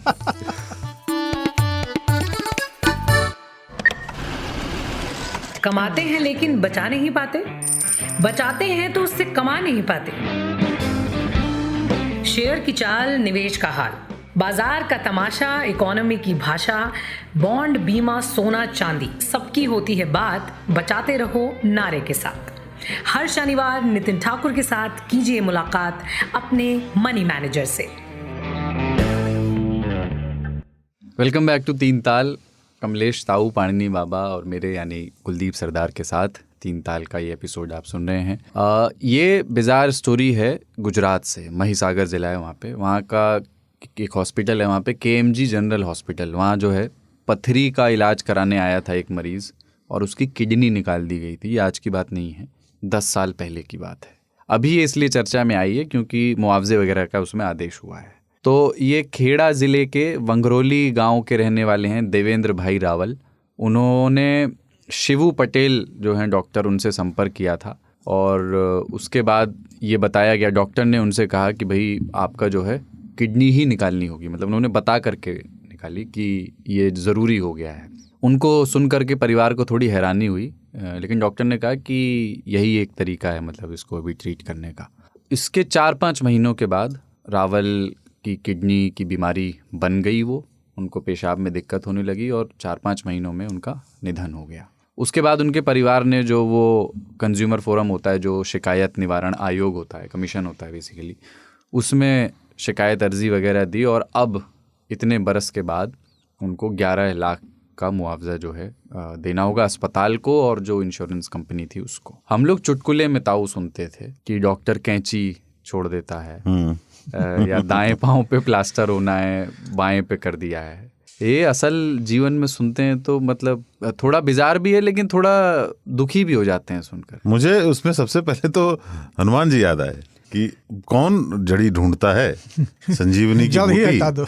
पहाड़ ही ले चलते हैं। तो उन्होंने पहाड़ उखाड़ा और ले गया। पत्थरी ढूंढना किडनी में बहुत कठिन काम होता है। पत्थरी भी कुछ मिलीमीटर टाइप के होते हैं, सेंटीमीटर मिलीमीटर में। तो आइडिया बहुत बढ़िया था डॉक्टर पटेल का कि उन्होंने कहा यार ना रहेगा बांस ना बजेगी बांसुरी। बहुत अच्छा डिसीजन है वो कि आप throw the baby with the bath water, क्योंकि बेबी का रख के क्या करना है। लोग कहते हैं कि don't throw the baby with the bath water, है ना।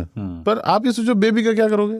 बेबी रोएगा, बेबी दूध मांगेगा, बेबी को तो बाथ वाटर के साथ बेबी भी फेंक दो, दोनों चीज निपट गया, आराम से सो। इस तरह से उन्होंने किडनी की बीमारियों का इतना अच्छा इलाज क्या हो सकता है कि किडनी ना रहे। लोगों की 2 किडनियां होती है ना। हाँ, दो की जरूरत क्यों है। एक में पथरी है, उसको निकालो, डैमेज खत्म है। पर इस देश में ऐसा किडनी निकालने की घटना इस देश में बहुत पुरानी है। वो किडनी कहाँ किसको लगाई गई इसकी जांच होनी चाहिए।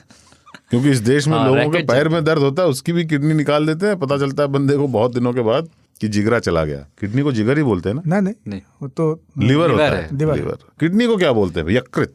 नहीं। यकृत और लीवर एक ही है। यकृत और जिगर एक ही है। ओके। किडनी के लिए हिंदी शब्द क्या? हाँ, एक हिंदी का शब्द है वक्र करके कुछ। हाँ, वृक्क। वृक्क। हाँ, वृक्क। हाँ, वा के नीचे चूल्हे वाला रहा, आधा का फिर का पृथ्वी वाला रहा। पृथ्वी वाला रहा। हाँ। बाबा मैं ये चाह रहा था इस बहाने मतलब इस वाली डॉक्टरी अप्रोच पे भी बात हो, जैसे झोला छाप डॉक्टर या चुटपुटिया डॉक्टर जिनको कहते हैं। वो जो आया था एक वीडियो, मैं डॉक्टर नहीं प्रैक्टिशनर है। हाँ। 5 चीज मेरे पास होना चाहिए, पैरासीटामॉल, ये और ये, मैं जान नहीं जाने दूंगा किसी। बिल्कुल। तो ये आपका कभी पाला पड़ा है ऐसे झोला छाप? हाँ, हम तो खुद ही रहे हैं इस तरह की डॉक्टरी अपने घर में की है।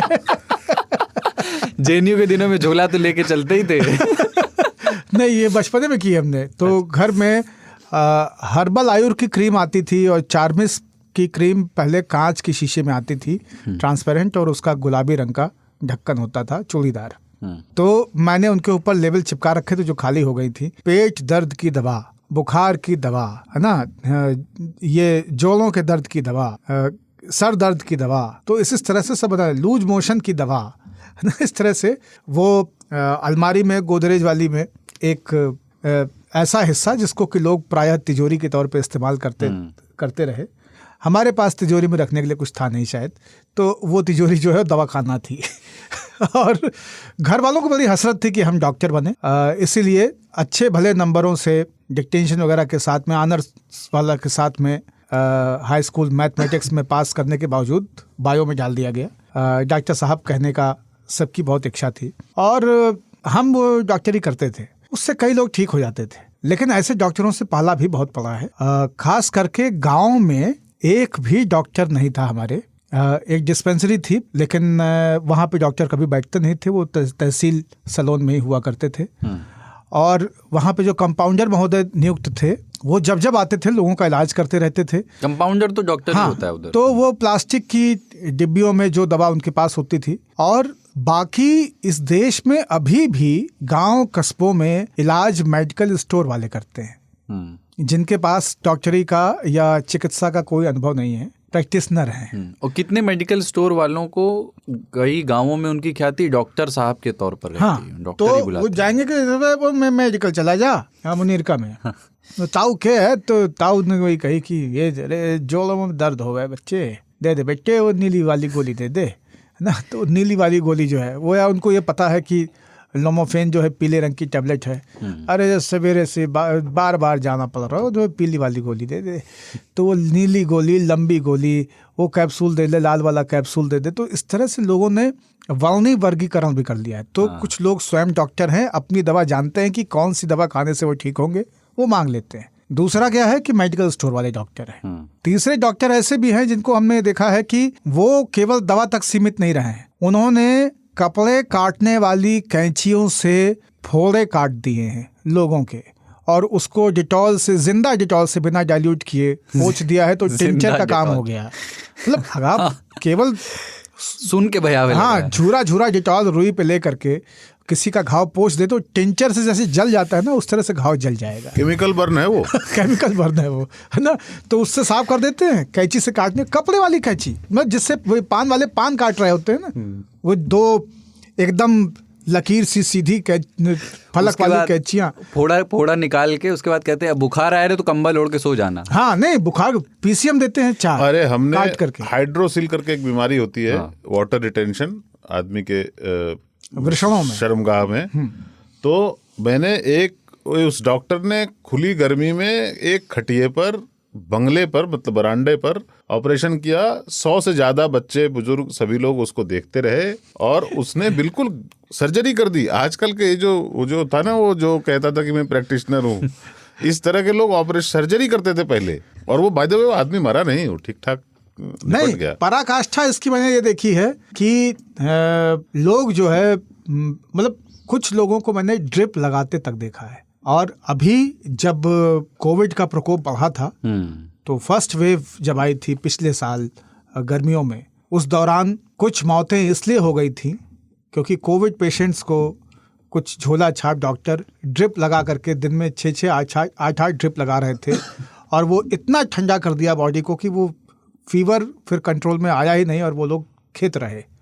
तो इस तरह से एक होती है लाल दवाई, हाँ लाल दवाई होती है, वो फेमस दवाई होती है, सरकारी दुकानों में भी वही मिलती है। वो बीटाडीन टाइप का कुछ होता है। हाँ बीटाडीन का कुछ ही भी एक हो, version है वो। कहीं पे खून निकल रहा है, ओपनिंग है, तो उसमें लगा दो, बंद करो, वो ठीक हो जाता है। बीटाडीन भी हर जगह चला है, बीटाडीन का मलहम, मतलब कहीं भी सबको पता हमारे है। यहाँ डॉक्टर थे, हमारे यहाँ एक डिस्पेंसरी थी जो कि होम्योपैथी थे, मिश्र जी चलाते थे, वो भी उनके बेटे चलाते हैं। उनका बहुत ज्यादा दूर दूर से लोग आते थे, तो वो जो है हर आदमी को कुछ ना कुछ जीभ पे जो 1-2 बूंद गिरा देते थे, फिर चीनी वाली जो गोलियां होती हैं उसको हिला हिला के दे दिया जाता था। तो अभी बाद में पता चला कि आप कोई भी दवा डाल दो काम बराबर होता है। उस समय जो है ये था कि होम्योपैथी के लिए ये पेट दर्द है तो नक्स भूमिका, स्किन की कोई बीमारी है तो सल्फर, वो है ना, बिल्कुल अलग अलग सेट था।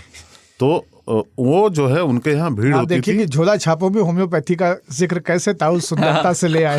ताऊ इनको ना। मौका मिलना चाहिए। नहीं, झोला तस्वीरों में पिक्सल ले आए। नहीं, पर इतना जान लो, शिमला झोला मिर्च छाप जो और है, होम्योपैथी का झोला ऐसा छाप विरोध जो है मैंने ईमानदारी देखा। से काम करते हैं। होम्योपैथी में कुछ नहीं होता उससे। होम्योपैथी तो फोकट का है, पैसे लो और कुछ उसको खिला दो। झोला छाप कम से कम मैंने जो देखा है, उनके मुश्किल पास वक्त पे 4-5 खड़े दवाइयां रहते होती हैं, खड़े होते हैं वो, करते भले हैं। वो स्किल लिमिटेड है उनकी। नहीं, मैं लेकिन ताऊ की इस बात के खिलाफ हमेशा रहा हूँ। होम्योपैथी आप लोग खाते रहें, क्योंकि अगर बिना बॉडी में कोई केमिकल डाले, केवल अल्कोहल की 2-4 बूंदों से, और मानसिक रूप से कन्विंस होके कि अब आप ठीक हो जाएंगे और आप वाकई हील हो जाते हैं, तो इसमें कोई बुराई नहीं। नहीं, इसमें कोई बुराई नहीं।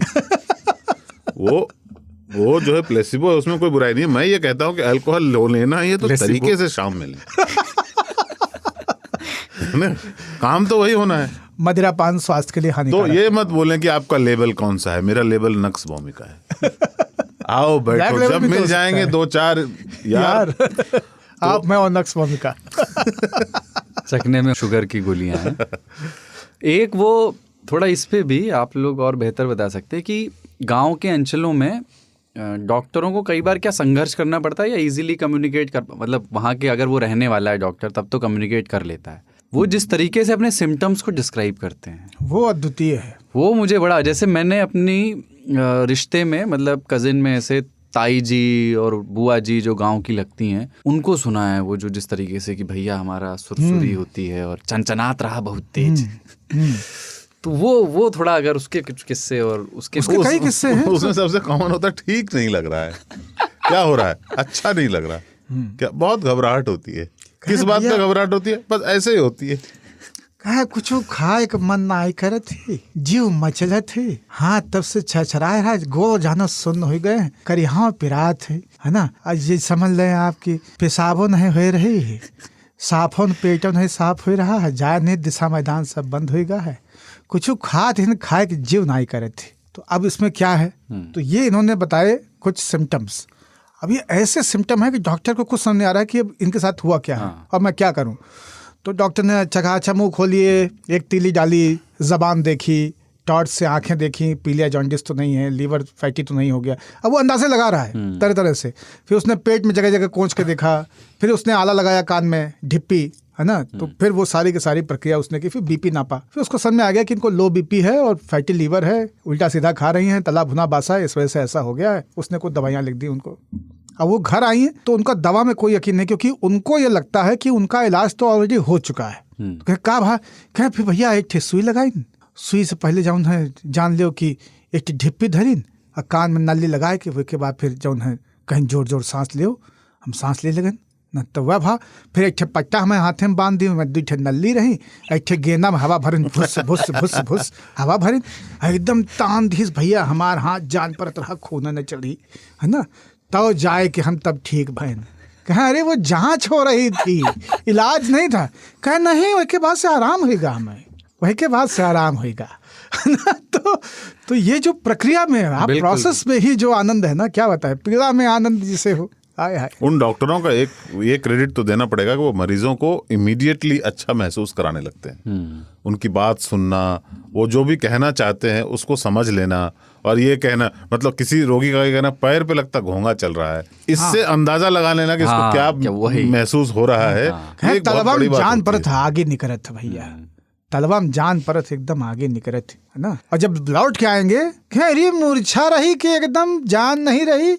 वह तो डॉक्टर साहब जब 4 बोतल चढ़ाई नहीं इनके, सब बोतल कहते, पूरा गांव बोतल कहता है ना। थाने में कह दो कि 4 बोतल चढ़ाई नहीं तो क्या समझेगा आदमी ना। 4 बोतल जब चढ़ाए तब इनके जीव में जीव आ गया। हमारे यहाँ कहते हैं पानी। हाँ अच्छा, क्या वो पानी चढ़ रहा है। बोले बाबा है। तो ये जो है, लेकिन ये समस्या केवल चिकित्सा में ही नहीं है अभिव्यक्त कर पाने का। अपने दर्द को आप केवल डॉक्टर को बता पाने में ही असमर्थ नहीं पाएंगे लोगों को। लोग अपना दर्द अध्यापकों को, न्यायालयों को, पुलिस वालों को या दूसरे भाषा भाषी क्षेत्र के लोगों को बता पाने में अभी भी आप असमर्थ पाएंगे। कितने ही लोग अभी भी किसी नए शहर में पता बताते हुए हकलाने लगते हैं जब रिक्शे वाले से कहते हैं कि यहाँ ले चलो, या टेम्पो वाले से, क्योंकि इतने तरह के भ्रम उनके दिमाग में है, इतने तरह के फियर, इतने तरह के भय उनके पास है कि ये बात समझेगा कि नहीं, ये सही जगह ले जाएगा कि नहीं, है ना। एक डॉक्टर के क्लिनिक तक शहर में पहुंचना किसी एक ग्रामीण परिवार के लिए खुद में एक लड़ाई है। इलाज तो तब शुरू होगा जब डॉक्टर के यहाँ पहुंच जाएंगे। किसी थाने में अपने साथ हुई बात को सही सही बता पाना, ये खुद में एक लड़ाई है। नहीं भाई तेरे साथ ये हुआ, तू ऐसे कह रहा है, तूने क्या कहा, फिर इतने में तो उसकी रूह कांप जाएगी। तो आधा तो उसने वहीं एडिट कर दिया उसके साथ जो हुआ है। कितने मामलों में जो FIR लिखी जाती हैं वो सही इलाज नहीं है। कितने मामलों में अध्यापक उन सवालों का सही जवाब इसलिए नहीं दे पाए क्योंकि वो सवाल सही से पूछ ही नहीं पाया। एक दुर्दांत मरकहे अध्यापक के सामने अपनी जिज्ञासा के, जिसे आप मानते हैं कि बेवकूफ़ीपूर्ण सवाल हो सकता है इस अध्यापक की नज़र में, बोलते हुए बच्चे की जबान लड़खड़ाती है, कॉन्फिडेंस नहीं होता है, पैर कांपने लगते हैं, अभी बुलाएगा कोड़े। और कोई मास्टर होते भी ऐसे हैं, जब क्लास में बता रहे थे तब ध्यान कहाँ था तुम्हारा, क्यों बे मक्कार। तो ये चिकित्सा में केवल संकट नहीं है सरदार, ये संकट चौतरफा चौगिरदा है। संपूर्ण कर दिया आपने विषय को। उसमें वो एक और था, वो पेट, यहाँ पे पूछते हैं पेट दर्द में क्रैम्प है कि वैसा उस टाइप का एक जगह वाला पेन है, मरोड़ रहा है। हाँ वो है। तो नाभि के ऊपर है कि नाभि के नीचे है, भैया समझाना मुश्किल है, हड़बड़ कर रहा है। हाँ क्या बोल रहा भाई साहब, आवाज आती है, गूं गूं करता रहता है। एक बार वो नहीं सुनाता है, राजू श्रीवास्तव सुनाता है कि वो चले गए डॉक्टर के पास कि डॉक्टर साहब रुक नहीं रही है, हो रही है दनादन। बोले ऐसा है, इसमें तो ज़्यादा दवाई की ज़रूरत है नहीं, नींबू लीजिए आप, नींबू बढ़िया है। 2 दिन बाद मॉर्निंग वॉक में मिले, अरे भाई कैसे हैं आप, तबीयत ठीक है आपकी? डॉक्टर साहब मिले, बस डॉक्टर साहब क्या बताएं, जब तक नींबू लगाए रहते हैं तब तक रुकी रहती है।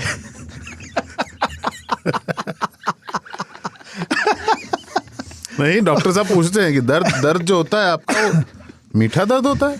नहीं डॉक्टर साहब, टेस्ट नहीं किया अभी तक। एक मरीज गजलों का भी है, अहमद हुसैन और मोहम्मद हुसैन ने उसे गाया है कि दिल को हर वक्त तसल्ली का गुमा होता है, दर्द होता है मगर जाने कहाँ होता है, वाह। आप ये पूछते हैं दर्द कहाँ होता है, एक जगह हो तो बताएं कि यहाँ होता है। आप आए तो सुकून, आप ना आए तो सुकून। अरे दर्द में दर्द का एहसास कहाँ होता है। वाह। तो भाई कपिल भाई ये बताइए, आप तब से सुनते जा रहे हैं बैठ करके, आपको लग रहा है कि स्टूडियो में और बाहर से करने में कोई फर्क है कार्यक्रम में? सबसे बड़ा फर्क ये है कि आपकी दाढ़ी आपके माइक्रोफोन में नहीं लग रही है। यही मैं सुनना साउंड चाहता का था। पॉइंट बताया इसने।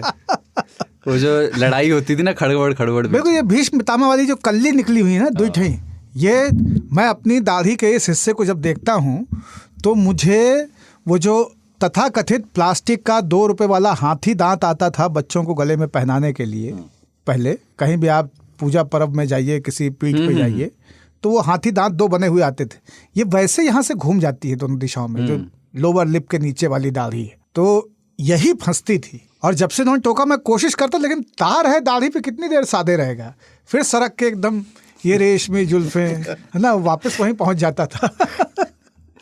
ठीक है, आगे बढ़ते हैं और अब चिट्ठी की बारी, न्योता वाले श्रोता। और पहले तो कुछ रिएक्शंस हैं छोटे छोटे, जो हमारा व्हाट्सएप ग्रुप है 3 तालियों का, 9953332303 पर जिन लोगों ने हमें मैसेज करके मैं भी 3 तालियां लिखा, उनका हमने व्हाट्सएप ग्रुप जो बनाया हुआ है उस पे जो रिएक्शंस आए हैं वो मैं पहले छोटे छोटे बताता हूँ। कुछ बड़े मज़ेदार हैं, कुछ में बड़े सवाल भी हैं छोटे छोटे।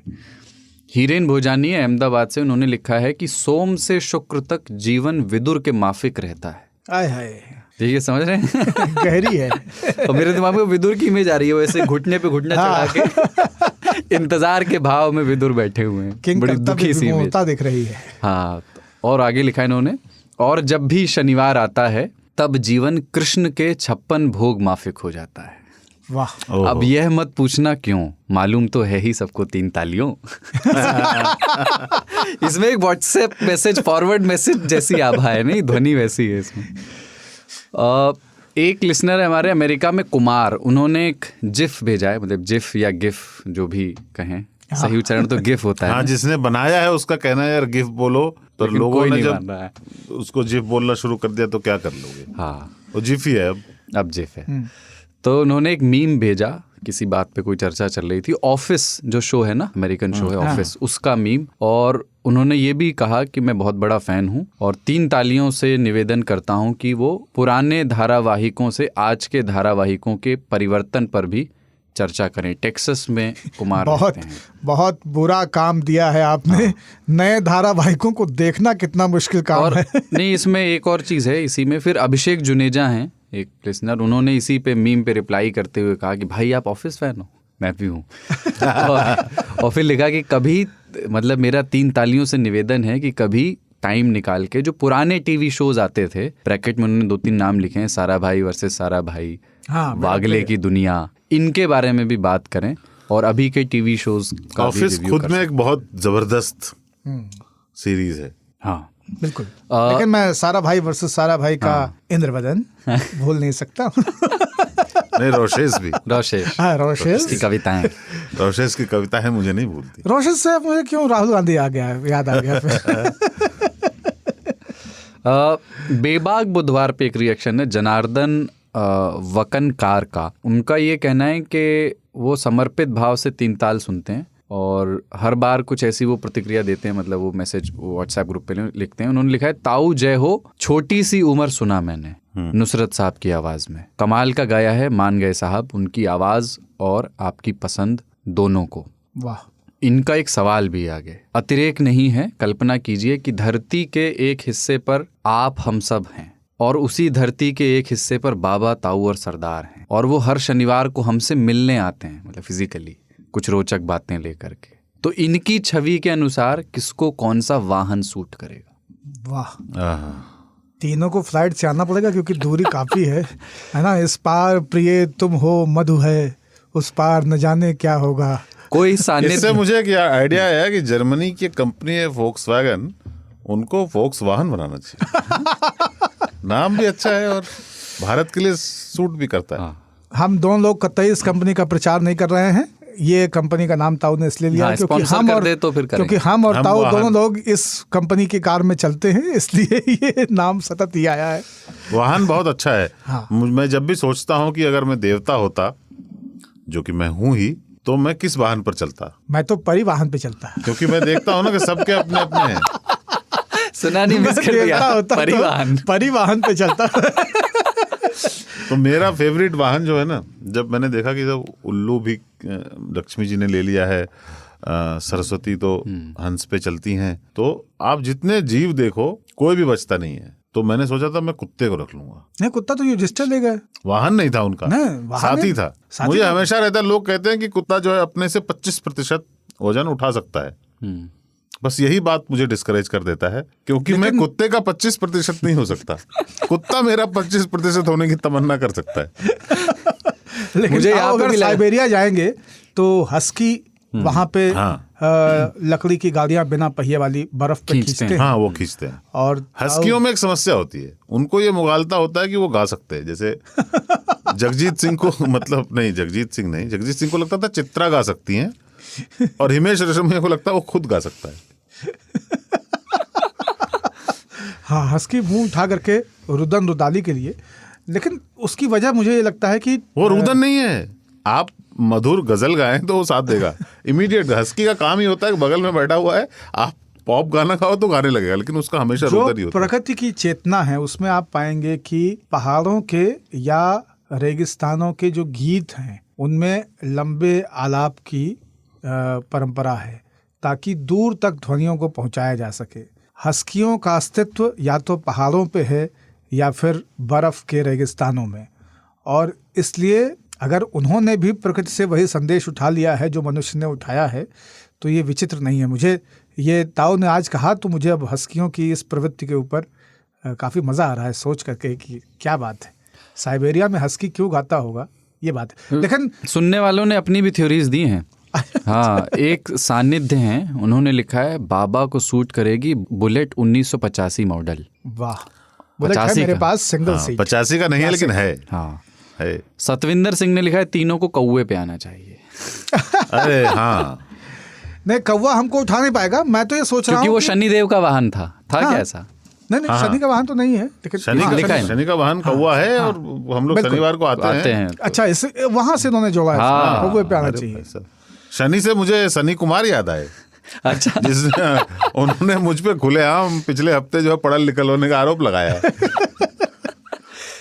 गरों भी हम लोग ले सकते हैं, क्योंकि गरों जल्दी से पहुंचा देगा। और विष्णु के साथ प्रॉब्लम क्या है ना कि विष्णु सो रहे होते हैं हमेशा उसके ऊपर, शेषनाग के शेष शैया पे, तो गरों तो खाली है, तो उस पर टोचन किया जा सकता है। एक चीज मैं कह दूं कि हम तीनों लोग एक साथ चलेंगे जब भी चलेंगे ऐसी दुनिया में, है ना, अलग अलग वाहन नहीं करते हैं, एक ही वाहन में, क्योंकि 105 रुपए का हो गया। इस कार्यक्रम की शुरुआत एक सजेशन से हुई थी कि चूंकि पेट्रोल के दाम बढ़ रहे हैं, एक स्कूटर पे 3 लोगों को बैठने की इजाजत दे दी जाए। सोचिए, एक कुत्ते पे 3 बैठे हुए। ये ऐसे ही लोगो बनवा लेंगे अपना। कुत्ता जो है मृगछाल बन चुका है। वो भी 25% वजन वाला। अरे बाप रे, बाबा काल भैरव हम लोग को सुन रहे होंगे। तो अगली चिट्ठी है, 3 ताल के तीनों गुनहगारों को मेरा नमन, जय हो। गुनहगार शब्द मैं इसलिए इस्तेमाल कर रहा हूँ क्योंकि आप तीनों जब किसी भी विषय पर वाद विवाद, शायरी, दोहे या अपने विचार प्रकट करते हैं तो उसके संदर्भ में आने वाले व्यक्ति की अति दुर्गति हो जाती है। अब चाहे वो पवित्र इंजीनियर हो या उपपदों के व्यक्ति विशेष हों या श्री कन्हैया जी हों या फिर आपके अपने मीडिया कार्य प्रणाली के सहयोगी क्यों ना हो, सबकी बराबर लगती है। आप सभी को गुनहगार बोलने की मेरे पास एक वजह यह भी है कि जब न्योता वाले श्रोताओं के संदेश पढ़ने का वक्त आता है तब आप 2-4 संदेश ही लाते हैं। श्रोताओं के संदेश सुनकर अलौकिक हर्ष मिलता है। ये बात मैं इसलिए भी कह रहा हूँ क्योंकि अब किसी को भी इतनी हिंदी आती नहीं, तो सब बहुत परिश्रम करके अपने शब्दों को जोड़ करके अपने संदेश भेजते हैं, जैसे कि अभी मैं कर रहा हूँ। मैंने 3 ताल 51वें एपिसोड से सुनना शुरू किया और अभी मैं 45वां भाग सुन रहा हूँ। अभी त्योहारों का मौसम है, करवा चौथ और दिवाली आने वाली है। करवा चौथ के अनुभव और आज के अनुभव हमसे साझा करें। दिवाली से पहले घरों में होने वाली सफाई अभियान की चर्चा करें। आप तीनों को सुनना बहुत पसंद है। जय हो, आपका श्रोता रवि, दिल्ली। दिवाली वाला अब अगली बार ही लेंगे, सफाई वाला। बिल्कुल, तो दिवाली की सफाई अगली बार एकदम तयशुदा रहा कि इसको करना ही है। और दिवाली की सफाई में जो चीज़ें निकलती हैं हर साल, उन पर करेंगे बात। हाँ, अगली बार दिवाली स्पेशल में बाकी बहुत करवा मजा आने चौथ कुछ वाला नहीं है, एक भ्रम है। घर में कढ़ी चावल अच्छा बनवाएं और पति पत्नी साथ बैठ के खाएं। अरे इतना कड़वा है तो करते क्यों हैं? ऐसे बाय द वे चौथ जो है वो टैक्स को बोलते थे हमारे यहाँ। चौथ मतलब होता था रंगदारी वसूल जो करते थे ना, चौथ देनी पड़ेगी, मतलब 1/4 आपको देना पड़ेगा, इसीलिए इसका नाम कड़वा चौथ है। कोई देना नहीं चाहता था। Don't disturb me, I am married, I am already disturb. वो एक ऑटो पे देखा है मैंने। टी शर्ट है इसकी। अंकित द्विवेदी की चिट्ठी है। इन्होंने अपने सब्जेक्ट लाइन में लिखा है 3 ताल नहीं मन की बात, you know why question mark. Suspense बनाया भाई ने। वाह वाह, गुड थंबनेल। इन्होंने लिखा है अगर मैं योगी आदित्यनाथ होता तो 3 ताल का नाम बदलकर मन की बात कर देता, यू नो वाई, सामान्य मानविकी। लेकिन अफसोस की बात है कि बाबा के मुखारविंद से सामान्य मानविकी शब्द कई लोगों को पसंद नहीं आता है। आप समझ रहे होंगे कि मेरा इशारा किस तरफ है, ताऊ की तरफ। आपने इसके लिए बाबा को इतनी बार टोक दिया कि बाबा ने पिछले एपिसोड में एक बार भी सामान्य मानविकी नहीं बोला। लेकिन इस एपिसोड में तो किया है भाई। हाँ, जिससे मुझे 3 ताल का रंग थोड़ा फीका लगा।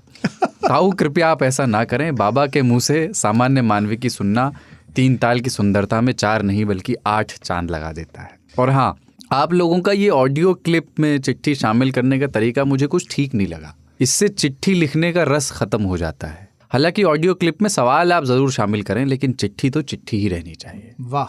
हाँ, कुलदीप सरदार, आप यूं ही मुस्कुराते रहिए, आपकी हंसी मुझे पसंद है और बाबा के चक्कर में ना पड़िए। वो ये क्यों? हाँ, वो लिखा है कि वो मिश्री जैसी बोली वाले ज्ञानी आदमी हैं, बड़े बड़े शायरों को पढ़ते और सुनाते हैं। आप तो उन्हीं शायरों की शायरी सुनाते रहिए जिन्हें बाबा ने सस्ते शायर बतलाया था। तौबा तौबा। खैर, आप कार्यक्रम में हंसते जरूर रहा करिए, अच्छा लगता है। अब चिट्ठी शुरू करता हूँ क्योंकि ऊपर तो शिकायत का मामला चल रहा था। पिछली चिट्ठी कार्यक्रम में शामिल करने के लिए पूरी टीम को धन्यवाद। आप लोगों का प्यार देखकर फिर से लिख रहा हूँ, इसको भी शामिल करने के लिए एडवांस में धन्यवाद। आप लोग एक बार इनार ब्रैकेट में कुआं हाँ, के बारे में भी बात कीजिए। मैं कुछ हिंट दे रहा हूँ जो मेरी आप बीती है। कुत्ते के काटने पर इनार झांकते थे। मैंने बचपन में ये खूब किया है। अच्छा, मैंने नहीं सुना इस बारे में कि कुआं झकवाया जाता था। बुजुर्ग लोग कहते हैं कि फलाने की बारात आई थी तो इनार में रस घुलवाया गया था। मतलब कि इनार में चीनी डाल दी जाती थी और लोग रस पीते थे। तो मैं बाबा और ताऊ से जानना चाहता हूँ कि क्या ये सच होता है या ये कोई मेटाफर है? बताया जाएगा। हाँ। और बचपन में इनार खूब झांका हूँ, इसलिए अब भी मौका नहीं छोड़ता। 3 महीने पहले गांव गया था तो अब की बार मैंने इनार में बैग पाइपर और 8 PM की खाली बोतलें देखी। सभी इनारों का यही हाल है। खाली हो चुके कुएं और खाली हो चुकी बोतलें एक साथ हैं। हाँ, तो चीनी से 8 PM तक इनार देव ने क्या क्या चखा है, इसकी महत्ता पर चर्चा जरूरी है। वाह। हाल के दिनों में संत, महंत और साधु लोग चर्चा में हैं। इनके बारे में भी आप लोगों से सुनने की इच्छा है। उम्मीद है कि आप लोग इन विषयों पर जरूर चर्चा करेंगे। ताऊ, आपके बारे में बहुत कुछ कहना है, लेकिन शुरुआत कहाँ से करूँ समझ नहीं आ रहा। आप जब एकदम से 3 ताल में अलग से एंट्री मारते हैं वो शानदार होता है। मेरा मतलब है कि कई बार मैं बाबा की बात से सहमत होते होते आपकी बात सुनकर बाबा के नजरिए से असहमत हो जाता हूँ। इतने तरह के नजरिए के लिए आप तीनों का शुक्रिया। यकीन जानिए, आपकी बदौलत आने वाले साल में 3 ताल हिंदी पट्टी को बेहतरीन बौद्धिक खुराक देने वाला है, जिसे फिलहाल मैं तो ले ही रहा हूँ। बाबा, आप मिश्री जैसी बोली को बरकरार रखिए, हमारे ज्ञान को दिन रात दूना चौगुना बढ़ाते रहिए। चिट्ठी लंबी हो रही है लेकिन अब भी बहुत कुछ कहने को छूट रहा है, फिर भी लिखना बंद करता हूँ वरना चिट्ठी और लंबी हो जाएगी। आज तक रेडियो और आप लोग बनल रहें, आबाद रहें, जिंदाबाद रहें। एक लोटा पानी पीने के बाद जय हो। जय हो, जय हो, जय हो। बहुत सुंदर पत्र लिखा अंकित ने। और जो गठन है ना गुरु आपका, एकदम लखनऊ में 12 दरी की शादियों के माफिक है। काजू की कतलियाँ, घी में छाने हुए मखाने, गलावट के कबाब, औंधे तवे की रुमालियाँ और पराठे, और इसके बाद मेन कोर्स में बिरयानियाँ, कौरमे, बाज किस्म के दम, और उसके बाद में मीठा। एक कसावट है और एक तारतम्यता है बहुत सुंदर चिट्ठी आपने लिखी। ये बात एकदम सही है कि बोलते समय कई बार हम औपचारिक हो जाते हैं। चिट्ठी में उस औपचारिकता को, वाक्य विन्यास को बदल के तोड़ा जा सकता है। इस चिट्ठी में जो विषय आपने समझाए हैं उनके ऊपर विस्तार से चर्चा होगी कभी। कुएं के ऊपर 3 बिंब हैं, तीनों को मैं फटाफट बता देना चाहता हूँ क्योंकि ये आगे करने की लिस्ट बहुत लंबी है। 100-150 चीजें आगे के लिए संक्षेप छोड़ दी में कर गई लेते हैं। इनार कुएं में कुत्ते काटे को झकवाया जाता था इनार में। उसकी वजह ये थी, माना जाता था कि अगर कुत्ता पागल है तो वो पानी से भागेगा, पानी के पास नहीं जाएगा। और अगर पागल कुत्ता आपको काट ले तो ये धारणा रही कि लोग पानी से डरने लगते हैं, पानी को देख के भागते हैं, उसी कुत्ते जैसी वृत्तियां उनमें से दिखाई देती हैं। कुआं झकवाना इस चीज की पुष्टि करने के लिए होता था कि पानी देख के आपको डर तो नहीं लग रहा है, आप पानी को देख के भड़क तो नहीं रहे हैं, आप पानी को देख करके असहज तो नहीं हो रहे हैं। डायग्नोसिस का प्रोसेस था। तो वो डायग्नोसिस था कुआं झकवाना। इसलिए इनार झांकना कुत्ता काटने के बाद एक बहुत ही लोक ज्ञान में जो बेसिक था डायग्नोसिस का कि रेबीज आपको हो गया है कि नहीं, उसका टेस्टिंग का ये प्रोसेस था। तो ये ऐसा नहीं है कि ये गलत था, ये था, ये एग्जिस्ट करता था और ये प्रॉपर रहा है। मुझे बहुत ज़माने बाद इस सवाल पे आज किसी ने फिर से ये पूछा। मैं कम से कम 15-12 साल बाद फिर से बात आ गई कि प्रोसेस में, डायग्नोसिस के प्रोसेस में लोग इलाज खोजते थे और आज हम लोग डायग्नोसिस की बात कर रहे थे, देखिए हो गया। दूसरा जो आपने कहा कि कुएं में ही शरबत घुलवा देते थे, ये एक्चुअलिटी नहीं है, ये लेकिन सिर्फ कहा जाता था, ये कहावत बड़े बड़े लोगों के लिए कि दूध की नदियां बहती थी टाइप की। तो बस तो होता क्या था कि कुएं से कहार कई कांसे पानी निकाल करके 16-16, 20-20, 40-40 कांसे बड़े, और एक कांसे में 40 से 60 लीटर पानी आता था। उनमें शरबत घोले जाते थे क्योंकि लोग लंबी यात्राएं करके आते थे, पेल के एक एक बाल्टी शरबत पीते थे, है ना, और खींच के पूरियों की टाल अपने पत्तल से खत्म करते थे। तो इसलिए कुएं का लगभग लगता था कि पूरा कुएं खाली कर दिया, इतना पानी निकाल दिया है। तो कुएं में शरबत जो है वो ये है। और तीसरा, कुएं को लेकर के, इनार को लेकर जो सवाल आपने नहीं पूछा, वो सामान्य मानविकी वाला है कि इनार में भांग घुली हुई है और पूरा देश नशे में है। कुएं में भंग का घुलना जो है ना, वो माना जाता था कि पूरा समाज, पूरा गांव पागल हो गया है। अभी तो खैर, तो जहां से जो सोर्स है आपका, कुएं में भांग मिलना, उसका मतलब ये हुआ कि जो सोर्स है आपका, उस सोर्स को ही करप्ट कर दिया गया है। तो चेतना के दरवाजे पे अगर फवारा लगा दिया गया है काले रंग का, तो सफेद कौन बाहर निकलेगा? उस तरह का मामला। इन्होंने जैसे बोला कि चेतना के दरवाजे पे फव्वारा लगा दिया गया, तो सुलोचना के दरवाजे पे क्यों नहीं है? फिर मैंने अपने आप को रोका। और इसी बात पे अंकित मुझे छोड़ के दाऊ के साथ सहमत हो गया।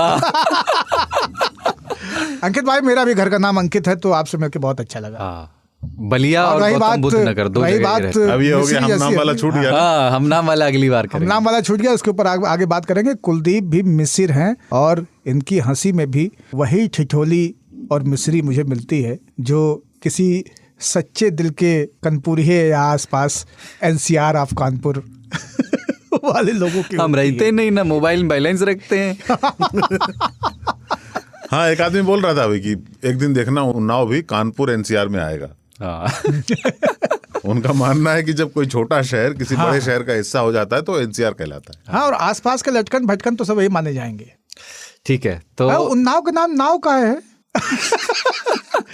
नाम पे चर्चा अगली बार। हम नाम। हाँ, तो अब मुलाकात होगी अगले हफ्ते, और फिर ये बात कि जश्न चरागा मनाएं या जश्न रिवाज, पर रिवाज को रिवाज ही रहने दे, रिवाज न करे। क्योंकि नुक्ता चीनी वैसे भी बहुत अपने बारीक होने लगी अपने यहाँ। अगले पॉडकास्ट में लेकिन ये वादा है कि दिवाली पे कुछ टिप्स बाबा आपसे लेंगे, साफ सफाई के, और वो जो चौथी की पुस्तिका मिलती है, क्लास 4th की नोटबुक मिल जाती है सफाई में, और वैसी चीजें। हाँ, और मतलब ये एक दिन का रायता नहीं है। मैं आपको बता रहा हूँ कि अभी ये दशहरे के बाद से जो भसल शुरू हुई है, ये मतलब 40 दिन की पूरी भसल है, और मैं बताऊंगा कि कैसे 40 दिन की भसल है। रोज़ एक पर्व है। अभी ये शरद पूर्णिमा ख़त्म हुई है, करवा चौथ आ रहा है, उसके पहले तिजिया है, उसके बाद में अहोई अष्टमी है, उसके बाद में एकादशी है, प्रदोष है, प्रदोष के दिन ही धनतेरस है, छोटी दिवाली, बड़ी दिवाली, चित्रगुप्त पूजा, गोवर्धन पूजा, भैया दूज, छठ का अरना खरना बरना, ये 3-4 दिन का प्रोसेस है ना। तो ये लंबी रेल है भाई साहब, कई डिब्बे हैं। अगले एपिसोड त्योहारों की रेलगाड़ी याद रखिए, अगले में ही करेंगे, क्योंकि उसके बाद वाला एपिसोड तो 56 इंच का है। कुछ कह रहे थे? नहीं 56 सुन के मैं घबरा गया। ठीक है, तो शनिवार को अगली मुलाकात, और उससे पहले बुधवार को बेबाक बुधवार होगा। कुछ अब की बार फन टॉपिक पे करेंगे। पिछली बार थोड़ा कानून पे हो गया था, जमानत वगैरह पे। अब की बार थोड़ा मजे वाली बात पे करेंगे। हाँ नहीं, यूपी में लोग कहें कानून बहुत बतियाते हैं लोग। हाँ। तो व्हाट्सएप नंबर है हमारा 9953332303। इसको आप सेव कर सकते हैं, आज तक रेडियो या 3 ताल नाम से, जो भी आपको ठीक लगे। और इस पर आप डायरेक्ट मैसेज करके अपनी रिएक्शन भेज सकते हैं, वॉइस नोट भेज सकते हैं। एक 3 तालियों का व्हाट्सएप ग्रुप है, 3 तालिये यही उसका नाम है। अगर आप उसमें शामिल होना चाहते हैं, उसमें सारे लिसनर्स का एक फ़ैन बेस जैसा बना हुआ है, वो लोग आपस में भी बात करते रहते हैं। तो आप इसी नंबर पे हमें मैसेज कर दीजिए, मैं भी 3 तालिया, 9953332303। और अंकित द्विवेदी ने जैसी बात कही, मतलब मैं बिल्कुल पूरी तरह सहमत हूँ। जब मैं चिट्ठी को अपनी आवाज़ में पढ़ता हूँ तो मुझे बहुत मज़ा आता है। और व्हाट्सएप ग्रुप से ये हुआ है कि radio@aajtak.com पे आने वाली चिट्ठियाँ कम हो गई हैं। तस्वीर वाली आदमी बात, आसान है, कहीं पे भी भेजें, ठीक है। तस्वीर वाली बात हो गई कि लोग जब पत्र भेजते हैं तो फिर हम वही हम उसकी तस्वीर बनाते हैं। तो इसीलिए ऐसा सर्कल है ताऊ, हर बार घूम के जो है 3 ताल की तो खासियत यही है, वक्रतुंड चक्कर घिन्नी। तो लिखित वाली, टेक्स्ट वाली चिट्ठियां भी चाहे व्हाट्सएप पे ही भेजें, लेकिन वो भी भेजते रहिए, उनका भी अपना लुत्फ है, उसका मज़ा है। radio@aajtak.com भी हमारा ईमेल आईडी है।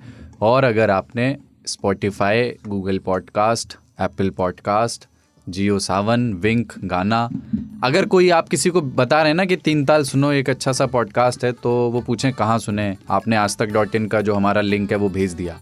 लेकिन अगर आप चाहते हैं, हम तो चाहते ही हैं कि वो स्थायी लिसनर बने, तो उनको इनमें से किसी एक प्लेटफॉर्म का लिंक भी भेज सकते हैं। यहाँ पर आप 3 ताल को सब्सक्राइब कर लीजिए, तो जैसे ही नया एपिसोड आएगा आपको अपने आप नोटिफिकेशन चल जाएगी, आपको बार बार खोल करके रिफ्रेश करके चेक नहीं करना पड़ेगा।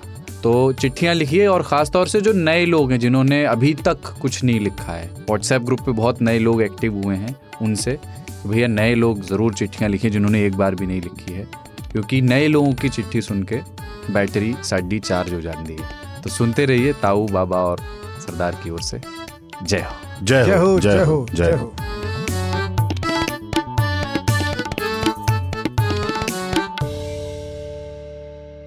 मेरे पास ना काम बहुत है और आंखें मेरी हमेशा ऑक्यूपाइड रहती हैं। ऑफिस में स्क्रीन देखो, ड्राइव करते हुए सड़क देखो, फिर घर आकर खाना बनाओ, पर कान मेरे फ्री रहते हैं। इन कान से भी मैं बहुत काम करती हूँ, मास्क टिकाती हूँ, चश्मा लगाती हूँ और सुनती हूँ आज तक रेडियो, क्योंकि पॉडकास्ट की बात ही अलग है। आप भी सुनकर देखो आज तक रेडियो, सुनता है सारा जहां।